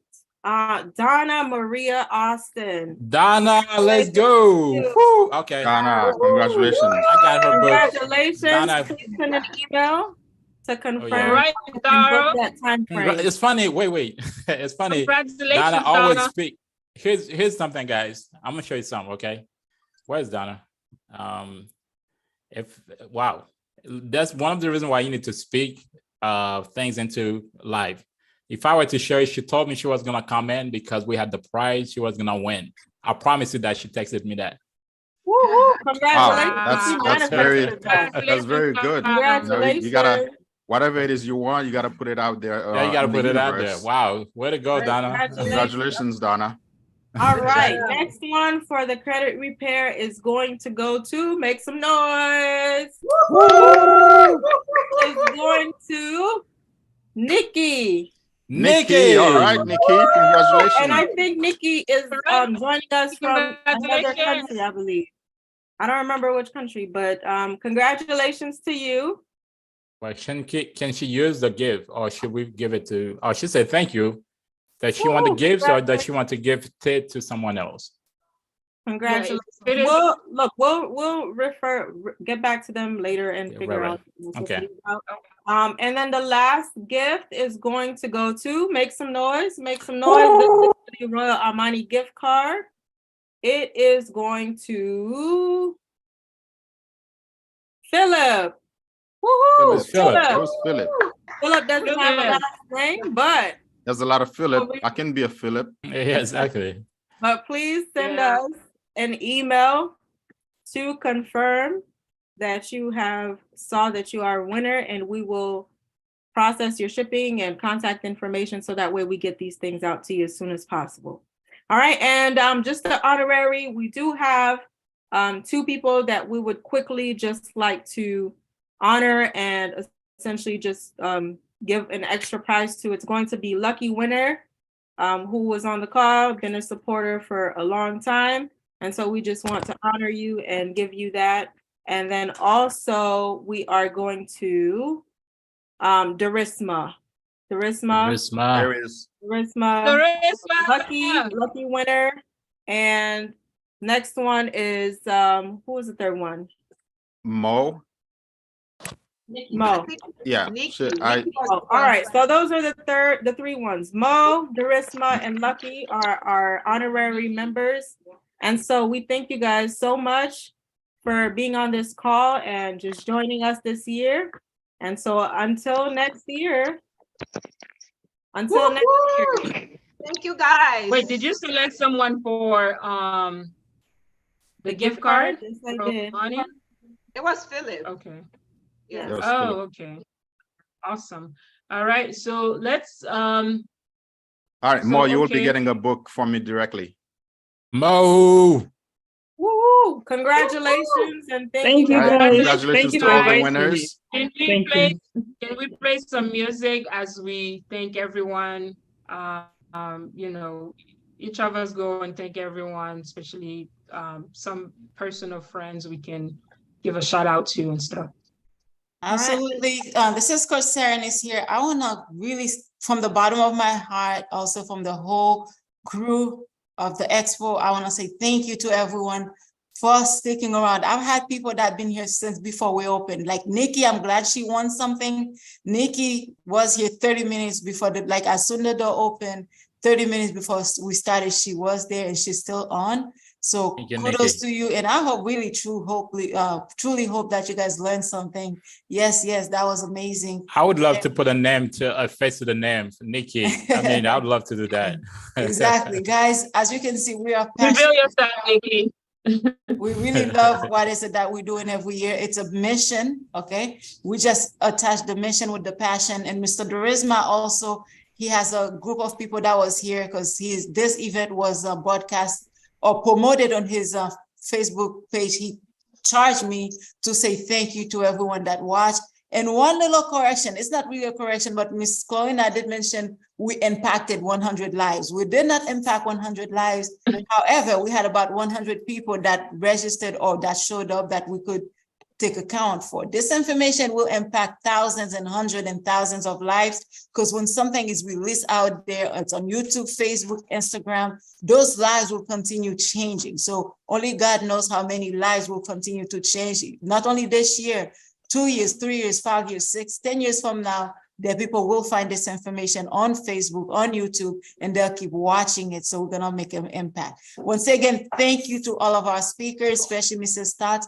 This is her 2nd year with us. She always been very, very, very impactful. She's a powerhouse, guys. Follow her on Facebook if you haven't already done so. Follow each and every one of the speakers we have here tonight. Follow them, show them their support. Next time you see them, say thank you. Thank you, because that's just say thank you for giving to the Lord. Sometimes people do things, the only thing you can do is say thank you, and that's the only way you can pay them back or at least support what is it that they have. Guys, I love you. It's Coach Serenis. I know I will see you guys on my next video, but stay tuned, stay connected. I'm glad you guys won something, and most importantly, you learned something. Mr. Darisma, we love you. I thank my husband, my kids, my whole family. Guys, we just love you, and have a fantabulous evening. Thank you. God bless. Great event. I know. Yeah, Yes. I thought Mrs. Stott, did you have something to say? Because I know you were looking. No. It was a great event. I am so proud of this event that you all put on first class. So I will be on next year, whether I'm presenting or not. So God bless you all. Oh, that's amazing. And I'm glad your friend won something. Yeah, that's my college roommate from 38 years ago. I know. Wow, Nikki? I know. Oh, wow. Yes. Nikki, Karen, wow, yes. okay. I know that. But she may not need the book though. I hope she needs something, or maybe shop at Royal Harmony will still honor those discounts. Well, she can give it to somebody else. Bless, yeah, she can gift it to someone else. Yes. All right, guys, there's a time for everything. There's a time to start. There's a time to finish. Let's see you guys next year. We'll let you guys know ahead of time so you can mark your calendar. Be here, be here. This is a movement. Let the whole world know. And as you can see, this is an international event, and we're just changing lives one person at a time. Saranes, take it away with the best song that you got. Thank you. Okay, If You Believe, that's the song that we had.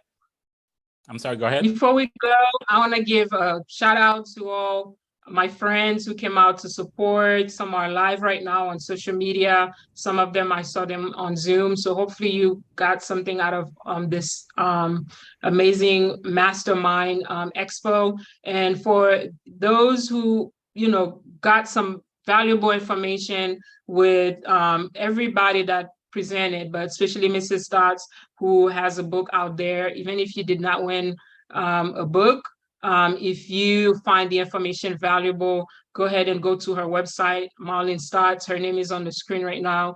Go ahead and Google her or go on Amazon and order her book. It will be it will be beneficial to you and your future generations. So once again, thank you, everyone. See you next year, but don't wait until next year to connect with us because we have a lot of things coming out. So stay connected with us on social media. Last thing I want to say is I'm willing to coach 1 to 2 people who are really serious about achieving their goals this year. So it will be a 2 months. I push it out on our chat, but I guess they probably missed it. So if you are really serious about your goals, achieving your goals, you feel stuck somewhere, you don't know what to do, I'm willing to coach you for 2 months if you are really, really serious about your goals. So reach out to me on social media, Kedley LeJulius, or my email, coachkedley.com, and then we'll take it from there. Thank you, and God bless. All right. So, well, again, just want to give a big shout out to all of our friends on social media. I mean, Didi, Ed, I saw Donna Maria. I'm very happy for you, but my friend, she's a good friend of mine. But not only that, she's also a beauty consultant. So very good. So the book will do her well because she's a business owner herself, and she's a beauty consultant. So I'm very happy for you. Again, one of the things I say, I said it before and I'm gonna say it now, she spoke it into life. She said, I'm coming because she wants to win something, and she did win something. So I'm very happy for you. All right, I think that's all we have for today, you guys. Thank you very much. Stay connected. And I will look forward to a good meeting you on social media or off social media. All right, that's it. Mountains, cross the greatest oceans, and walk across the water. You feel defeated, falling on your knees and looking up for some hope tonight. You try to stand up, but you throw your hands up like you no longer have the strength to fight. 'Cause you've seen too many sunsets, too many days ending in the darkest night. But on your own, you'll never know, If you believe you can move the highest mountains, cross the greatest oceans, walk across the water. Believe you can move the highest mountains, cross the greatest oceans, walk across the water. If you believe. They say that all you need is faith, but it's almost like you lost your way. Took a few wrong turns, took a few breaks, falling behind now looking for grace. 'Cause you need someone to lift you up, yeah, make right all the things you've done. 'Cause on your own you'll never know, If you believe you can move the highest mountains, cross the greatest oceans, walk across the water. Believe you can move the highest mountains, cross the greatest oceans, walk across the water. If you believe, yeah.